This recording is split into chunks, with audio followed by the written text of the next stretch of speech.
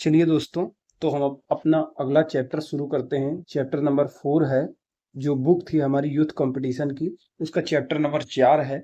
Chapter number 4 क्या है कि उत्तर प्रदेश के सुविख्यात स्वतंत्रता सेनानी एवं व्यक्तित्व। उत्तर प्रदेश के सुविख्यात, चैप्टर नंबर 4 है, उत्तर प्रदेश के सुविख्यात स्वतंत्रता सेनानी एवं व्यक्तित्व। इसमें हम क्या पढ़ेंगे? जितने भी स्वतंत्रता सेनानी रहे हैं, चाहे वो 1857 से पहले हो, 1857 के बाद हो, चाहे स्वतंत्रता संग्राम के दौरान हो, चाहे भारत छोड़ो आंदोलन के दौरान हो, चाहे बहिष्कार जो हमारा स्वदेशी आंदोलन 1904-5 में चला था, असहयोग आंदोलन 1920-22 में चला था, इसमें हो, सविना अवज्ञा आंदोलन में रहे हों, चाहे हमारे भारत छोड़ो आंदोलन में रहे, किसी भी तरह के जो भी हमारे क्रांतिकारी थे, महान नेता थे, पत्रकार थे, ठीक है, जो अंग्रेजों का विरोध कर रहे थे और स्वतंत्रता पाने के लिए कार्य कर रहे थे, जिन्होंने कार्य किया था, सहयोग किया था, उनका नाम जो उत्तर प्रदेश के हैं, उनको हम मुख्य मुख्य देखेंगे।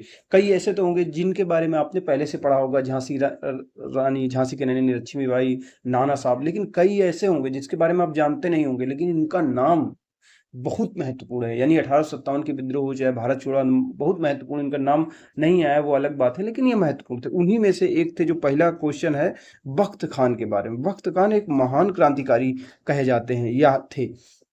वो उनके कामों से आप आगे पढ़ेंगे, इनके बारे में आप सर्च करेंगे तो आपको समझ में आएगा कि कितने बड़े क्रांतिकारी थे। इनका जन्म जो उत्तर प्रदेश है ना, वहां पे बिजनौर एक जगह पड़ती है, वहां पे एक पठान परिवार में हुआ था। ये सूबेदार पद में थे, जो सेना में सूबेदार पद में थे। अब क्या हुआ, कहानी समझ लेते हैं पहले बख्त खान की। तो प्रश्न क्या कहता है, पहला नंबर प्रश्न है, बख्त खान का 1857 की क्रांति या विद्रोह में योगदान का मूल्यांकन कीजिए, कितना क्या योगदान रहा। तो बख्त खान क्या थे, बिजनौर में इनका जन्म हुआ था, एक पठान परिवार में हुआ था। ये अपनी मेहनत के दम पर, अपनी योग्यता के दम पर, ठीक है, पहुंच गए से सूबेदार के पद पर। वहां पे अंग्रेजी सेना में सूबेदार के पद पर थे। जब 1857 की क्रांति भड़की, उस गाय सुअर चर्बी वाला मुद्दा आया, अफवाह फैली, तो ये भी विद्रोहियों के साथ हो गए। इन्होंने 14,000 सैनिकों की एक टुकड़ी लेकर वो दिल्ली की तरफ कूच करे, क्योंकि ज्यादातर जो विद्रोही थे, क्योंकि दिल्ली में थे मुगल सम्राट, और मुगल सम्राट हमेशा से सत्ता का प्रतीक था। आज भी जो उस समय के जो क्रांतिकारी थे, उनके लिए जो जो सर्वोच्च सत्ता थी, वो उसी की अधीनता स्वीकार करते थे। तो सारे के सारे दिल्ली की तरफ बढ़ रहे हैं कि आप बताइए बहादुर शाह जफर, आप बताइए क्या करना है, और उनका साथ देने की, इनके नीचे रहकर हम अंग्रेजों को भगा देंगे और जीत लेंगे। मुगल बादशाह जो बहादुर शाह जफर है, वो इतना मजबूत नहीं है, लेकिन दूसरे लोग उसको करना। उसी तरफ बख्त खान थे, उन्होंने 14,000 सैनिक लेकर के दिल्ली की तरफ आए। उन्होंने ये सेना के साथ, इसके साथ मिले, बहादुर शाह जफर से मिले। बहादुर शाह जफर ने इनको एक उपाधि प्रदान की, अपने बेटे के साथ में इनको अपनी जो आर्मी थी उसको जनरल बना दिया। ऐसा नहीं कि विद्रोह थोड़ी समय में हुआ था, दबा दिया गया, ऐसा नहीं था। काफी समय हुआ, कई लड़ाइयां लड़ी गई, 14,000 सैनिक लेके आए थे। और अलग अलग जगह से कुंवर सिंह बाबू, जो कुंवर, वहां से कुंवर सिंह आ रहे थे, आरा से, मतलब अलग अलग जगह से लोग आ रहे थे, तात्या टोपा सब दिल्ली आ रहे थे। तो इसमें बख्त खान भी थे। बख्त खान कई लड़ाइयां लड़े थे और जीते भी थे, लेकिन हुआ यह था कि अंग्रेजी जो सेना थी वो ज्यादा संसाधन संपन्न थी, ज्यादा कुशल थी, ज्यादा क्या कहते हैं, प्रबंधन उनके पास अच्छा था। इसीलिए वो जीतते चले गए और दिल्ली में अंततः उन्होंने नियंत्रण कर लिया। इन्होंने जो सेना थी, जो बहादुर शाह जफर की सेना थी, उसको यूरोपीय तर्ज पर पुनर्गठन करने का प्रयास किया। पुनर्गठन किया क्या, लेकिन होता क्या था कि उस समय भी दरबार में गुटबाजी चलती थी, और जो उसके सलाहकार थे बहादुर शाह जफर के, वो नहीं चाहते थे कि ये नजदीक आए बख्त खान, क्योंकि वो उसका खास हो जाएगा। तो ये चल रहा था, इसकी वजह से ये ज्यादा कुछ कर नहीं पाए। और बाद में क्या हुआ, जब 1857 की क्रांति को अंग्रेजों ने वहां पे सितंबर 1857 में दबा दिया दिल्ली में, उनको भेज दिया, रंगून भेज दिया बहादुर शाह जफर को, तो ये भी वहां से हट गए। अब धीरे ये अलग जगह क्रांति करते रहे, लेकिन धीरे धीरे ये गुमनामी में मर गए। पता नहीं कहाँ इनकी मृत्यु हो गई, लेकिन हो गए। लेकिन इस तरह से हम इनको पढ़ते हैं। तो चलिए अब देखते हैं प्रश्न क्या क्या कह रहा है। बख्त खान, 1857 का विद्रोह 10 मई 1857 को मेरठ सैन्य छावनी से प्रारंभ हुआ था, जिसे भारत का प्रथम स्वतंत्रता संग्राम कहते हैं। इसमें लाखों भारतीयों ने अपने प्राणों की आहुति दे दी। जनरल बख्त खान ने दिल्ली में अंग्रेजों के खिलाफ संघर्ष का नेतृत्व किया था। बख्त खान का जन्म 1797 को बिजनौर के रोहिला पठान नजीबुद्दौला के भाई आबुद्दौला खान के यहाँ हुआ था। यानी इतना नहीं याद करिए, सीधी सी बात है। बख्त खान का जन्म एक रोहिला पठान परिवार में हुआ था। ये ब्रिटिश सेना में सूबेदार के पद पर थे। वह ईस्ट इंडिया कंपनी में सूबेदार के पद पर थे। इतिहासकारों के अनुसार, यानी जब जब अंग्रेजों द्वारा आर्मी में इनफील्ड राइफल लाई गई तब यह अफवाह फैली थी, वही अफवाह फैली थी गाय और सूअर की चर्बी का वही उपयोग वाली। तब बख्त खान ने ब्रिटिश आर्मी को छोड़ दिया और क्रांतिकारियों के साथ हो गए, क्रांतिकारी बन गए। 1 जुलाई 1857 को रोहिला सिपाहियों की एक बड़ी सेना, इसमें तो नहीं दिया लेकिन 14,000 सैनिक लेके आए थे, दिल्ली मुगल शासक बहादुर शाह जफर थे उनके पास पहुंच गए। बहादुर शाह जफर ने बख्त खान को साहिब आलम बहादुर ये खिताब दिया था, ये उपाधि दी थी, इससे नवाजा। और इनके बेटे थे बहादुर शाह जफर के मिर्जा जहीरुद्दीन, उसके साथ में उसने मुगल सेना का जनरल बनाया। बख्त खान के नेतृत्व में एक लंबी जंग लड़ी गई, यानी इन्होंने कई लड़ाइयां लड़ी। 20 सितंबर 1857 को जब अंग्रेजों ने बहादुर शाह जफर को गिरफ्तार करके रंगून भेज दिया, तब बख्त खान ने दिल्ली को छोड़ दिया। अब सोचे हम ही क्या करेंगे, क्या कर सकते हैं, दिल्ली छोड़ दिया और लखनऊ और शाहजहांपुर के विद्रोहियों से जा मिले। उन्होंने अंतिम सांस तक अंग्रेजों से लोहा लिया। सन 1859 में उनकी मृत्यु हो गई। ये गुमनामी में थे, इसमें नहीं लिखा, लेकिन वो भटकते रहे थे, कहाँ मर गए, कहाँ चले गए, इनकी मृत्यु कहाँ हुई, किसी को पता नहीं।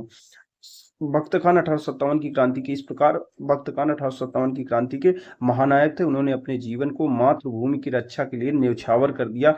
वे एक कुशल सेना नायक के साथ साथ अच्छे प्रबंधक भी थे। जो अगला क्वेश्चन हमारा दूसरा नंबर है रानी लक्ष्मीबाई के बारे में, जो झांसी की थी।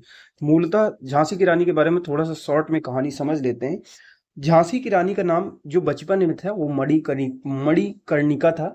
और इनके जो पिता जी थे मोरोपंत तांबे, इनके पिता थे, वो जो झांसी के राजा थे उनके यहाँ सलाहकार के पद पर थे। इनको बचपन में क्या कहते थे, झांसी की रानी मणिकर्णिका को जो इनका बचपन का नाम था मनु कहते थे, ठीक है। इनका विवाह उसी झांसी के राजा से गंगाधर राव, क्या था उनका नाम, जो वहां के राजा थे गंगाधर राव, उनसे कर दिया गया। इनको एक संतान भी हो गई। एक जब इनका विवाह उनके साथ में कर दिया गया तो एक संतान हुई। यानी इनकी सीधी कहानी एक ये है कि ये थी मूलतः वाराणसी की, वहीं पे इनका जन्म हुआ था। मोरोपंत इनके पिता थे जो झांसी के राजा के यहाँ पे सलाहकार के पद पे थे। तो वहीं पे इनकी बेटी से शादी कर दिया गया। अब शादी कर दिया गया तो उनके बच्चा भी हुआ, एक लड़का हुआ था, लेकिन हुआ है कि उस लड़के की मृत्यु हो गई। फिर इन्होंने एक बच्चे को गोद ले लिया। अब कहानी यहीं से शुरू हुई, क्योंकि ये दत्तक पुत्र था, गोद लिया था, तो अंग्रेजों की जो डलहौजी था उस समय विलय विस्तार की नीति पर काम कर रहा था, तो उसने जो भी दत्तक पुत्र थे उनके राज्य नहीं देने की बात कही थी, उनसे राज्य छीन लिया जाता था, जो भी उनकी अनुमति से होता था, और अनुमति देते नहीं थे, और उसके राज्य को अंग्रेजी राज्य में, तो इसी में विद्रोह हुआ था। अब इस विद्रोह में झांसी की रानी लक्ष्मीबाई ने बहुत ज्यादा बढ़िया विद्रोह किया था, लेकिन इनकी सहायता यहाँ पर की थी झलकारी बाई जी ने। झलकारी बाई ने यहाँ पे सहायता की थी, वो इन्हीं की, क्योंकि हम शकल थी, काफी इनसे शकल मिलता था, तो इन्होंने अंग्रेजों को भ्रमित किया था और वहां पे लड़ते हुए मतलब अपने प्राणों की आहुति दी थी। और ये जो थी झांसी की रानी, वो किला छोड़कर चली गई थी, वो ग्वालियर में सुरक्षित निकल गई थी। वहां पे इनकी लड़ाई हुई थी, ग्वालियर के किले का कब्जे में लिया था, वहां पे इनकी लड़ाई अंग्रेजों से हुई थी। और वहां पे इनको बहादुरी के लिए कहा था कि ये सोई हुई, जो इनकी मृत्यु जब लड़ते हुए हो गई थी झांसी की रानी की, कि यहाँ सोए हुए सारे पुरुषों में एकमात्र मर्द है, ऐसा मतलब एक जर्नल हुई हीरोज ने कहा था। तो वही चलिए कहानी देख लेते हैं। चलिए देखते हैं कि किताब में क्या दिया। किताब में दिया है रानी लक्ष्मीबाई 1857 की क्रांति की नायिका, साहस और वीरता की प्रतिमूर्ति थी। जनरल हीरो ने रानी लक्ष्मीबाई को युद्ध में हराया। उनके विषय में क्या कहा, यहाँ वह औरत सोई हुई है जो विद्रोहियों में एकमात्र मर्द थी। रानी लक्ष्मीबाई का जन्म 1828 को बनारस यानी वाराणसी में हुआ था। इनके पिता मोरोपंत तांबे थे जो पेशवा के दरबार में सलाहकार के रूप में काम करते थे। राजा के दरबार में नहीं थे, जो हमने कहा जो राजा नहीं था, झांसी का राजा थे, उसके यहाँ पे नहीं थे, हमने गलत बोल दिया। वो कहाँ पे थे, पेशवा के दरबार में सलाहकार के पद पर थे। और इनका जो उससे शादी की थी जो झांसी का राजा था गंगाधर राव, तो पेशवा के दरबार में सलाहकार के रूप में काम करते थे। इनकी माता क्या था, माता का नाम था भागीरथी बाई। उनके रानी लक्ष्मीबाई के बचपन का नाम क्या था, मणिकर्णिका। इतना ही जरूरी है कि उनके बचपन का नाम मणिकर्णिका था। बनारस में जन्म हुआ था, पिता पेशवा के यहाँ दरबार में थे। बचपन में मनु के नाम से जाना जाता था। जब इनका मनु का विवाह झांसी के राजा के साथ हो गया, कुछ समय पश्चात इनको एक पुत्र हुआ, पुत्र की मृत्यु हो गई और इससे महाराज दुखी रहने लगे। ठीक है, अब फिर इन्होंने क्या किया, एक बालक को गोद ले लिया। लेकिन कुछ समय पश्चात जब उनके पति यानी गंगाधर राव जो राजा था झांसी के, उसकी भी मृत्यु हो गई। अब क्या हुआ कि अंग्रेजी हुकूमत, ब्रिटिश हुकूमत ने झांसी में व्यापक सिद्धांत यानी कि हमको हड़प नीति, राज हड़प नीति के तहत इसको भी मिलाने की बात कही। इन्होंने रानी लक्ष्मीबाई ने अब विद्रोह कर दिया। अपने दत्तक पुत्र दामोदर राव को झांसी की गद्दी न दिए जाने से नाराज थी, उन्होंने विद्रोह कर दिया और झांसी में 1857 को ये विद्रोह प्रारंभ हो गया। क्या 5 जून को चालू हुआ था। रानी को पराजित करने के लिए अंग्रेजी सेनापति ह्यूरोस ने झांसी को घेर लिया। रानी कई दिनों तक युद्ध करती रही, बाद में ग्वालियर पहुंचने में सफल रही और ग्वालियर का किला अपने कब्जे में ले ली। रानी लक्ष्मीबाई ने युद्ध में अपनी कुशलता का परिचय दिया। 18 जून 1858 को ग्वालियर के युद्ध में रानी घायल हो गई और अंततः वीर गति को प्राप्त हो गए। रानी लक्ष्मीबाई स्वतंत्रता युद्ध में अपने जीवन की अंतिम आहुति देकर इतिहास में अमर हो गई। भारतीय वसुंधरा यानी जमीन को गौरवान्वित करने वाली झांसी की रानी वीरांगना लक्ष्मीबाई वास्तविक अर्थ में आदर्श वीरांगना थी। ये तो सब बातें हैं, सब लिख सकते हो, लेकिन मेन मैटर वही था। उत्तर प्रदेश के बेगम हजरत महल को, अब बेगम हजरत महल के बारे में जान लेते। बेगम हजरत महल जो थी वाजिद अली शाह इनके पति थे, जो कि हम आगे वाले चैप्टरों पीछे वाले चैप्टरों में देख चुके हैं। जो अगला क्वेश्चन तीसरा नंबर आता है बेगम हजरत महल, ये लखनऊ से संबंधित थी, अवध से। इनके पति का नाम था, बेगम हजरत महल के पति का नाम था नवाब थे। इनके जो सिया समुदाय से आते हैं नवाब वाजिद अली शाह, इनके बेटे का नाम था बिजरिस कादिर। अब पेंशन मिल रही है, सहायक संधि कर लिया है नवाब वाजिद अली शाह ने, इनको पेंशन मिल रही है अच्छी तरह। अब ये आलसी हो गए हैं, कोई काम नहीं कर रहा है, बिल्कुल आराम से रह रहे हैं। अब जब ये सोच रहे हैं कि यह करता हो गया, पूरी तरह कोई काम नहीं कर रहा, तो अंग्रेज रेजिडेंट के माध्यम से इस पे राज्य में हस्तक्षेप कर रहे हैं, ठीक है। और अंततः क्या किया, कुशासन का आरोप लगाकर जब इसको मिला लिया, तो ये तो इनको कुछ पता ही नहीं था वाजिद अली शाह को। तो इन्होंने क्या किया, बेगम हजरत महल ने अपने बेटे बिजरिस कादिर को इन्होंने नवाब घोषित कर दिया और विद्रोह कर दिया। तो ये भी 1857 के समय हुआ था। तो इसके बारे में भी चलिए हम पढ़ लेते हैं। अवध के नवाब वाजिद अली शाह की बेगम और स्वतंत्रता सेनानी बेगम हजरत महल ने भारत में अंग्रेजों के विरुद्ध 1857 की क्रांति का अवध क्षेत्र में नेतृत्व किया था। यानी अलग अलग जगह में अलग अलग नेतृत्व थे, जो अलग अलग मुद्दे पे लड़ रहे थे, ठीक है। कोई पेंशन के लिए लड़ रहा था, कोई अपनी रियासत के लिए लड़ रहा था, ये सारी चीजें। बेगम हजरत महल का वास्तविक नाम था मोहम्मदी खानूम, इनका नाम था बेगम हजरत महल का। जन्म 1820 में फैजाबाद यानी अयोध्या, आज के अयोध्या, बीते कल के फैजाबाद में हुआ था। ये महक परी के नाम से भी जानी, यानी मोहम्मदी खानूम या महक परी, एक ही नाम देख सकते हो, ज्यादा नाम मोहम्मद खानूम और महक परी इनको कहते। 1857 के प्रथम स्वतंत्रता संग्राम में क्रांति की चिंगारियां जगह जगह बढ़ रही थी, भड़क रही थी। देश में लगभग हर जगह अंग्रेजों के खिलाफ विद्रोह शुरू हो चुका था।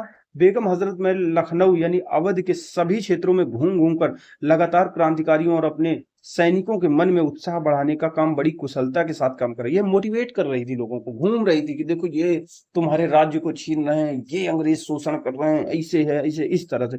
बेगम ने लखनऊ और आसपास के सामंतों को इकट्ठा किया और अंग्रेजों से डट कर मुकाबला किया।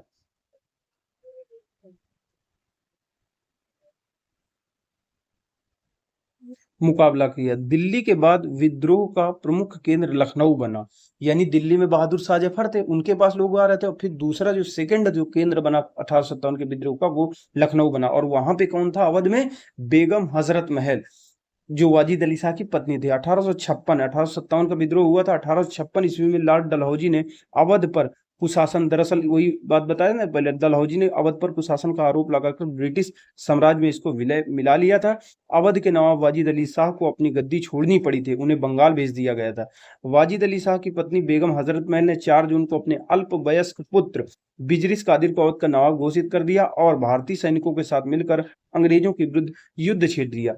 बेगम हजरत महल ने स्वयं हाथी पर सवार होकर युद्ध के मैदान में अपने सैनिकों का नेतृत्व किया, किंतु इस युद्ध में हजरत महल को सफलता नहीं मिली। ब्रिटिश सेनापति कैंपबेल ने दोबारा अवध पर अधिकार करने में सफलता पा ली। बेगम हजरत महल नेपाल चली गई और वहीं पर उनकी, तो देखिए यहाँ पे विद्रोह दबा दिया गया। हाथी पे बढ़ के बैठकर लड़ रही थी, लेकिन दबा दिया गया, तो वो भी निकल ली यहाँ से, नेपाल चली गई, क्योंकि सोचिए कितना डर था अंग्रेजों को, यहाँ तो बचेंगे नहीं, पक्का फांसी दे देगा, तो इसी वजह से चले गए। फिर अगले आते हैं हमारे मंगल पांडे। चलिए अगला हमारा क्वेश्चन आता है चौथा नंबर, मंगल पांडे पर होता है। मंगल पांडे द्वारा 1857 के सैन्य विद्रोह के कारणों पर प्रकाश डाले। तो मंगल पांडे द्वारा विद्रोह में योगदान को बताना। इसमें तो कह रहा है सैन्य विद्रोह में क्या कारण थे, तो कारण तो हम जानते हैं कि क्या था कि गाय और सूअर की चर्बी थी। इनको पता चला जब मंगल पांडे वहां की जो बंगाल में 34वीं नेटिव इन्फेंट्री, ये तो थे उत्तर प्रदेश के मंगल पांडे। मंगल पांडे का जन्म तो अवध क्षेत्र में हुआ था उत्तर प्रदेश में, लेकिन ये क्या थे, बंगाल नेटिव इन्फेंट्री जो कि 34वीं रेजिमेंट, जो बंगाल नेटिव इन्फेंट्री की 34वीं रेजिमेंट में एक सिपाही के पद पर थे। पैदल जो सेना होती थी 34वीं बंगाल नेटिव इन्फेंट्री की पैदल सेना में एक सिपाही के पद पर थे ये।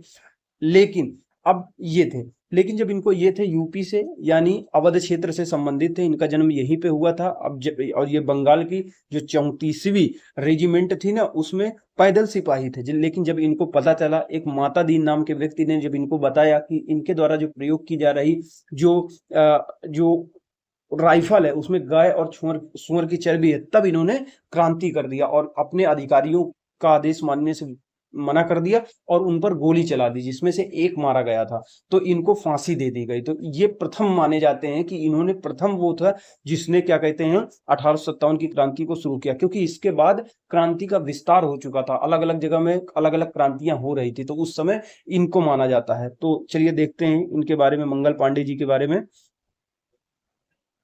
मंगल पांडे द्वारा किए गए सैन्य विद्रोह के कारणों पर प्रकाश डालें। बंगाल नेटिव इन्फेंट्री की 34वीं रेजिमेंट के सिपाही थे मंगल पांडे। ये भारत के प्रथम क्रांति के यानी जो प्रथम स्वतंत्रता संग्राम था उसके महानायक माने जाते हैं। उनके द्वारा शुरू किया गया अखिल भारतीय विद्रोह का, उनके द्वारा जो विद्रोह किया गया वो अखिल भारतीय विद्रोह का कारण बना, ऐसा कहा जाता है। ब्रिटिश कंपनी की नींव हिलाने में काफी हद तक सफल रहा। ये बैरकपुर की सैनिक छावनी में 34वीं बंगाल नेटिव इन्फेंट्री की पैदल सेना में एक सिपाही थे। मंगल पांडे द्वारा किए गए विद्रोह के कारण इस प्रकार, क्या कारण था, वही था कि कंपनी की सेना कंपनी की सेना की बंगाल इकाई में, जब बंगाल इकाई में लाई गई एनफील्ड राइफल में कारतूसों को बंदूक में डालने से पहले मुंह से खींचना पड़ता था। जगह जगह जहां भी ये लाई गई थी वहां पे ऐसा था, वहीं पे ऐसा नहीं था। ऐसी खबर फैल गई कि इन कारतूसों को बनाने में गाय और सूअर की चर्बी का प्रयोग हुआ है। हिंदू और मुसलमान दोनों ने के लिए एक गंभीर धार्मिक मुद्दा था। 29 मार्च 1857 को बैरकपुर में सैनिकों ने इन कारतूसों के प्रयोग की मनाही कर दी और सैनिक मंगल पांडे ने अपने डेंट पर आक्रमण करके उसकी हत्या कर दी, उन पर गोली चला दी थी। ब्रिटिश सरकार के खिलाफ किसी भी सैनिक का यह पहला विद्रोह था। मंगल पांडे पर धार्मिक उन्माद का आरोप लगा, गिरफ्तार कर लिए गए, कोर्ट मार्शल हुआ, फांसी की सजा सुनाई गई, लेकिन विद्रोह ज्यादा न फैले इसके लिए उनको 10 दिन पहले ही फांसी पर चढ़ा दिया गया। जो अगला क्वेश्चन है 5वां नंबर, झलकारी बाई जी के बारे में है। झलकारी बाई कौन थी, 1857 के विद्रोह में इनका क्या योगदान था। तो समरी समझ लेते हैं झलकारी बाई जी के।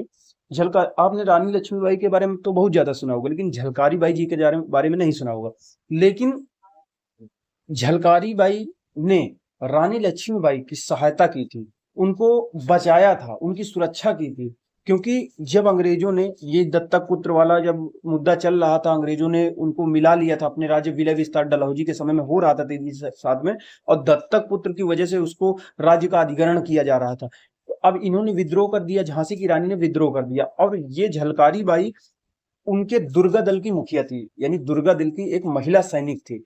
अब जब झांसी को घेर लिया, अब तो इन्होंने क्या कर दिया, अपनी सूझबूझ और चतुराई से, चूंकि ये इनकी शकल ये भी सुंदर थी वो भी सुंदर थी, तो इनकी शकल मिलती थी, झलकारी बाई की रानी लक्ष्मीबाई से शकल काफी हद तक मिलती थी। इन्होंने रानी का वेश धारण किया, रानी को बचाने के लिए, सोचिए, रानी का वेश धारण किया और सैनिकों को भ्रमित किया। जो अंग्रेज जर्नल आ रहे थे वहां पे अटैक करने के लिए, उनको भ्रमित किया, और इसी समय उनको मौका मिल गया, क्या कहते हैं, रानी लक्ष्मीबाई को किले से निकलने का। वो किले से निकल करके ग्वालियर चली गई, और ग्वालियर में मतलब की सुरक्षा पा ली। तो यहाँ से वो करके उनको बचाने में, सुरक्षा प्रदान करने में झलकारी बाई का बहुत बड़ा योगदान था। आप जाएंगे, अब जब झांसी किले जाइए तो वहां झलकारी बाई के बारे में बहुत सारी चीजें तुमको मिलेगी। झलकारी बाई का ये, झलकारी बाई का वो। झलकारी बाई का जन्म वहीं पे हुआ था, बुंदेलखंड में ही जन्म हुआ था, और ये कोरी जाति थी आती थी, जो वर्तमान में एससी जाति के अंतर्गत आती है, अनुसूचित जाति, उसके तहत इनका जन्म हुआ था, उसके अंतर्गत जन्म हुआ था।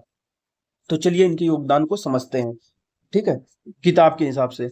झलकारी बाई रानी लक्ष्मीबाई की सेना की एक महिला सैनिक थी, यानी दुर्गा दल की प्रमुख थी, जिसने 1857 की क्रांति में झांसी से रानी लक्ष्मीबाई की सहायता की थी, यानी जिसने 1857 के झांसी के युद्ध के समय महत्वपूर्ण भूमिका निभाई थी। 1830 को झलकारी बाई का जन्म, 1830 में झलकारी बाई का जन्म हुआ था, 57 में युद्ध लड़ा था, यानी 27 साल की उम्र में इनकी लड़ाई हो रही। झलकारी बाई का जन्म बुंदेलखंड के एक गांव में गरीब कोली परिवार में, इसमें कोली लिखा हुआ है लेकिन रियल में उनका जाति जो थी कोरी थी। पिता का नाम मूलचंद था, माता का नाम जमुनाबाई था, जैसे धनिया उनका कहते थे। झलकारी बाई बचपन से ही साहसी दृढ़ प्रतिज्ञ बालिका थी। सिपाही पूरन सिंह के साथ इनका विवाह हो गया। इसके बाद क्या हुआ, जब पूरन सिंह के साथ इनका विवाह हो गया तो झांसी की रानी लक्ष्मीबाई की नियमित महिला शाखा जो दुर्गा दल था उसकी सिपाही के रूप में ये भर्ती हो गई। इनके पति सिपाही थे और ये भी सिपाही के रूप में भर्ती हो गए। 1857 के प्रथम स्वतंत्रता संग्राम में अंग्रेजी सेना से रानी लक्ष्मीबाई के घिर जाने पर, जब रानी लक्ष्मीबाई अंग्रेजी सेना से घिर गई तो झलकारी बाई बड़ी सूझबूझ के साथ रानी के वेश में युद्ध करती रही, यानी उनको भ्रमित करने में महत्वपूर्ण भूमिका निभाई और पकड़े जाने से पूर्व ही लक्ष्मीबाई को किले से निकालने में मदद की। अंग्रेजों के साथ लड़ते हुए सीने में गोली लगने के कारण 1857 को 4 अप्रैल को इनको मृत्यु हो गई, वीरगति को प्राप्त हो गई। अगला जो हम 6वां नंबर क्वेश्चन पढ़ते हैं वो पंडित गोविंद वल्लभ पंत यानी गोविंद वल्लभ पंत जी के बारे में है। पंडित गोविंद यानी गोविंद वल्लभ पंत के व्यक्तित्व और उनके राष्ट्र संबंधी कार्यों पर प्रकाश डालें। तो जैसा कि हमने कहा था बहुत सारों के बारे में तो आपने सुना होगा, लेकिन बहुत सारे के बारे में आपने बहुत सा कम सुना होगा, लेकिन इनका योगदान महत्वपूर्ण है। तो उसी प्रकार से गोविंद वल्लभ पंत जी हैं। इनका जन्म तो अल्मोड़ा उत्तराखंड तब के समय के संयुक्त प्रांत में अल्मोड़ा उत्तराखंड में हुआ था। इन्होंने जो हमारी इलाहाबाद यूनिवर्सिटी है यहीं से ग्रेजुएशन वगैरह किया था और वकालत करने लगे थे वहीं पे। इनका योगदान को हम 2 भागों में बांट सकते हैं। एक योगदान जो है वो आजादी से पहले का है और एक योगदान आजादी के बाद का है। आजादी से पहले जो हमारा इनका योगदान है वो योगदान हम मानते हैं सबसे पहले चालू हुआ था जो 1921-22 में चला था असहयोग आंदोलन। आंदोलन कौन सा चला था? असहयोग आंदोलन गांधी जी के नेतृत्व में चला था। तो इन्होंने इसमें महत्वपूर्ण भूमिका निभाई थी। उन्होंने खादी कपड़े पहने, स्वदेशी अपनाने, इनका समर्थन किया था। तो किसमें इनका महत्वपूर्ण योगदान था? गांधी जी द्वारा शुरू किए गए असहयोग आंदोलन जो कि 1921-22 में चालू हुआ था, इसमें योगदान था। फिर गांधी जी ने चालू किया सविनय अवज्ञा आंदोलन, इसमें इन्होंने महत्वपूर्ण भाग लिया और नमक कानून तोड़ा और उसके नमक कानून तोड़ने के दौरान ये गिरफ्तार भी हुए। ब्रिटिश सरकार ने उन्हें लंबे समय तक जेल भी रखा। यानी पहला था 1921-22 में गांधी जी के नेतृत्व में शुरू किया गया असहयोग आंदोलन। दूसरा आंदोलन था सविनय अवज्ञा आंदोलन, उसमें नमक कानून तोड़ा, उसके दौरान नमक कानून तोड़ने के दौरान उनको जेल में भी रखा गया। फिर इनका योगदान आता है काकोरी ट्रेन एक्शन। जो काकोरी ट्रेन एक्शन हुई थी, जो एक ट्रेन जा रही थी तो उसको जो उसके खजाना था उस पर क्रांतिकारियों ने अधिकार कर लिया था, उसको लूट लिया था। उसमें अशफाक उल्लाह खान, राम प्रसाद बिस्मिल वगैरह लोग शामिल थे। उसमें राम प्रसाद बिस्मिल वगैरह लोग शामिल थे। अब उनका जो, क्योंकि वो वकालत करते थे तो इन्होंने जिनके ऊपर आरोप लगा था, अभियुक्त बनाए गए थे, उनका इन्होंने केस लड़ा था, उनका बचाव किया था। ये इन्होंने काम किया। फिर क्या हुआ, इन्होंने क्या काम किया, एक और काम किया था, महत्वपूर्ण काम किया था। जब देश 1935 का अधिनियम आया था उसके तहत 1937 में चुनाव हुए थे। तो 1937 से लेकर के 1939 तक जो ब्रिटिश भारत में संयुक्त प्रांत के पहले मुख्यमंत्री बने थे, जो संयुक्त प्रांत हमारा वर्तमान में उत्तर प्रदेश है तत्कालीन समय का संयुक्त, उसके मुख्यमंत्री भी बने थे। भारत छोड़ो आंदोलन में भी महत्वपूर्ण भूमिका निभाई, सक्रिय रूप से भाग लिया, जिसकी वजह से इनको जेल जाना पड़ा। यानी कौन कौन से आजादी से पहले हो गए?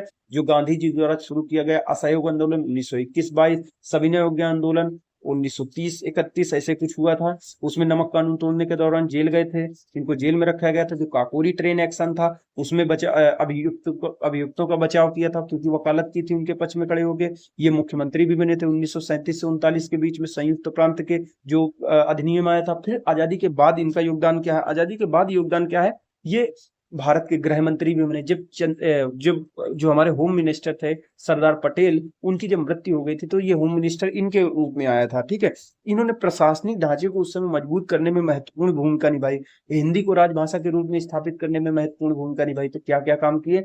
यानी आजादी के बाद ये गृह मंत्री बने, ये देश के गृह मंत्री बने। उनकी पटेल पटेल जी की मृत्यु के बाद में ये उत्तर प्रदेश के भी मुख्यमंत्री बनाए। इन्होंने संविधान निर्माण जो सभा थी ना, संविधान सभा, उसके भी सदस्य थे, यानी संविधान निर्माण में महत्वपूर्ण भूमिका निभाई, धर्मनिरपेक्षता और सांप्रदायिक सौहार्द बनाने में महत्वपूर्ण भूमिका निभाई। तो ये हम देख सकते हैं आजादी के पहले, आजादी के बाद। तो चलिए प्रश्न में देखते हैं क्या क्या दिया हुआ है। प्रश्न में दिया हुआ है गोविंद बल्लभ पंत के व्यक्तित्व एवं उनके राष्ट्र संबंधी कार्यों पर प्रकाश डालें। तो प्रश्न यह है, प्रसिद्ध देशभक्त राजनीतिज्ञ, बड़ी प्रशंसा है भाई, प्रसिद्ध देशभक्त राजनीतिज्ञ स्वतंत्रता सेनानी पंडित गोविंद वल्लभ पंत का जन्म 1887 को अल्मोड़ा उत्तराखंड के निकट खूंट नामक गांव में हुआ था। देखिए, जब आप उत्तर लिखने जाते हैं तो इन सब चीजों का बहुत महत्वपूर्ण नहीं होता है कि उसके बारे में क्या मैटर, मुद्दे, इशू क्या लिखते हैं, उनके बारे में पॉइंट क्या लिखते हैं, ये महत्वपूर्ण। तो ये आप इनको मेन मेन पॉइंट आपको लिखना है, आजादी के बाद, आजादी से पहले, ऐसे करके। तो खूंट नामक गांव में इनका जन्म हुआ था। उनकी आरंभिक शिक्षा अल्मोड़ा में ही हुई थी। इलाहाबाद विश्वविद्यालय से उन्होंने स्नातक की डिग्री की थी, यानी ये इतना लिख सकते हैं कि अल्मोड़ा में जन्म हुआ था, वहीं आरंभिक शिक्षा हुआ, इलाहाबाद विश्वविद्यालय से स्नातक की डिग्री की, और इन्होंने वकालत बाद में शुरू की थी अल्मोड़ा में ही। 1921 में, अब आया पहला पॉइंट, असहयोग आंदोलन के समय उन्होंने राजनीति में प्रवेश किया। उन्होंने असहयोग जो आंदोलन था ना, जैसे हमने बताया, असहयोग आंदोलन में राजनीति में प्रवेश किया। असहयोग आंदोलन के दौरान ही उन्होंने राजनीति में प्रवेश किया। आगरा एवं संयुक्त प्रांत में से विधानसभा के लिए हुए चुनाव किए गए, उसमें चुने गए, यानी आगरा एवं संयुक्त प्रांत से विधानसभा के लिए चुने गए। काकोरी कांड या काकोरी ट्रेन एक्शन, कांड क्यों कहते हो यार, एक्शन कहो, अच्छा काम था। काकोरी ट्रेन एक्शन के अभियुक्तों की ओर से अन्य वकीलों के साथ उन्होंने पैरवी की थी। उन्होंने 1928 के साइमन कमीशन के बहिष्कार और 1930 के नमक सत्याग्रह में भी महत्वपूर्ण रूप से भाग लिया था। अब 1937 से 39 तक ब्रिटिश भारत में जो संयुक्त प्रांत के पहले मुख्यमंत्री बने थे, जो 1935 में अधिनियम आया था भारत शासन 1935, उसके तहत 1937 में चुनाव हुआ था, उसमें ये संयुक्त प्रांत के पहले मुख्यमंत्री बने थे। और उसके आजादी के बाद भी उत्तर प्रदेश के मुख्यमंत्री बने। स्वतंत्रता आंदोलन के समय इन्होंने 7 वर्षों तक जेल भी काटी। सरदार पटेल की मृत्यु के पश्चात भारत के गृह मंत्री का कार्य किया। ठीक है, गोविंद बल्लभ पंत को भारत रत्न से भी सम्मानित किया गया और उनकी मृत्यु अंततः हृदयाघात से 1961 में हो गई। तो ये था किताबी। अब पढ़ते हैं अगला क्वेश्चन, अपना 7वां नंबर, क्रांतिकारी आंदोलन में अशफाक उल्लाह खान के योगदान की चर्चा करें।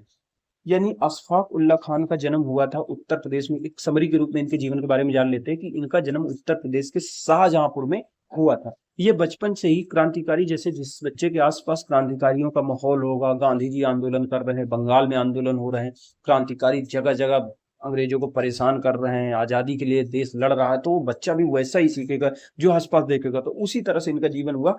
इनका जन्म उत्तर प्रदेश के शाहजहांपुर में 1900 में हुआ था।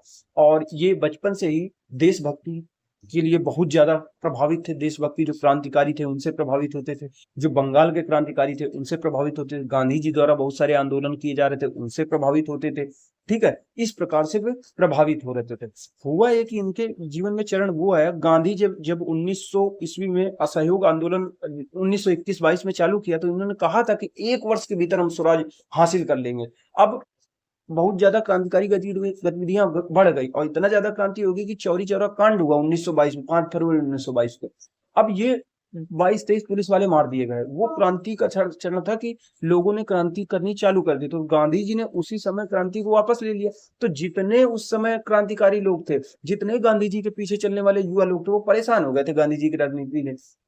तो उन्होंने क्या कर दिया, अब क्रांति का रूप धारण कर लिया या चुन लिया, क्योंकि पहले गांधी जी के पीछे सत्य अहिंसा का मार्ग चुने थे, अहिंसा का मार्ग चुने थे, हिंसा नहीं करना है। लेकिन अब ये सोच रहे थे कि गांधी जी से कुछ होने वाला नहीं है। अब वे लग गए कि हमको भी क्रांति करनी पड़ेगी।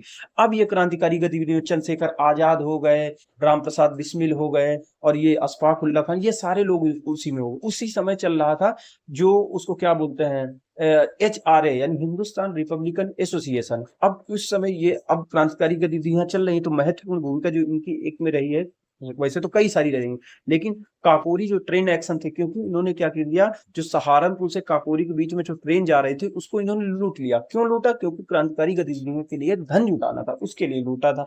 अंग्रेजों ने सबको पकड़ लिया, कुछ को फांसी, कुछ को आजीवन कारावास दिया गया। तो उसी में इनकी महत्वपूर्ण भूमिका नहीं रही। इन्होंने और क्या क्या काम किया, ये क्या कहते हैं, ये हिंदू मुस्लिम एकता, इनका योगदान क्या क्या रहा। योगदान को अगर देखें तो अशफाक उल्लाह खान की राम प्रसाद बिस्मिल से बहुत अच्छी दोस्ती थी। ये थे हिंदू, ये थे मुस्लिम, इस तरह इन्होंने हिंदू मुस्लिम एकता, सांप्रदायिक सौहार्द का भी महत्वपूर्ण संदेश दिया।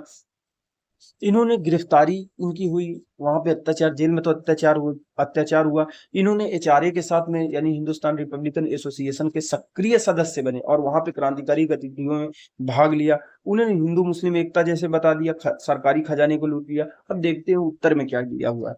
उत्तर देख, अशफाक उल्लाह खान जी के बारे में।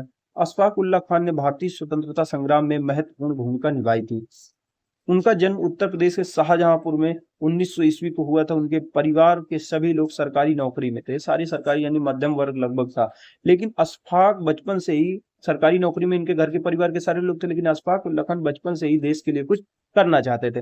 बंगाल के क्रांतिकारियों का उनके जीवन पर बहुत अधिक गहरा प्रभाव पड़ा था, यानी बंगाल में जब क्रांतियां, उसका गहरा प्रभाव पड़ा था। वो गांधी जी से भी प्रभावित थे। लेकिन सन 1922 में गांधी जी द्वारा असहयोग आंदोलन वापस लेने के कारण युवाओं में घोर निराशा से हो गई कि अब कुछ होने वाला नहीं है, अब हमको ही आना पड़ेगा सामने। अशफाक उल्लाह खान भी उन्हीं में से एक थे। उनकी इच्छा थी कि भारत को अंग्रेजों की गुलामी से जल्द मुक्ति दिलानी चाहिए। इस उद्देश्य के साथ क्रांतिकारी राम प्रसाद बिस्मिल के साथ जुड़ गए। क्रांति के माध्यम से देश को आजाद कराने के लिए प्रयत्न करने लगे।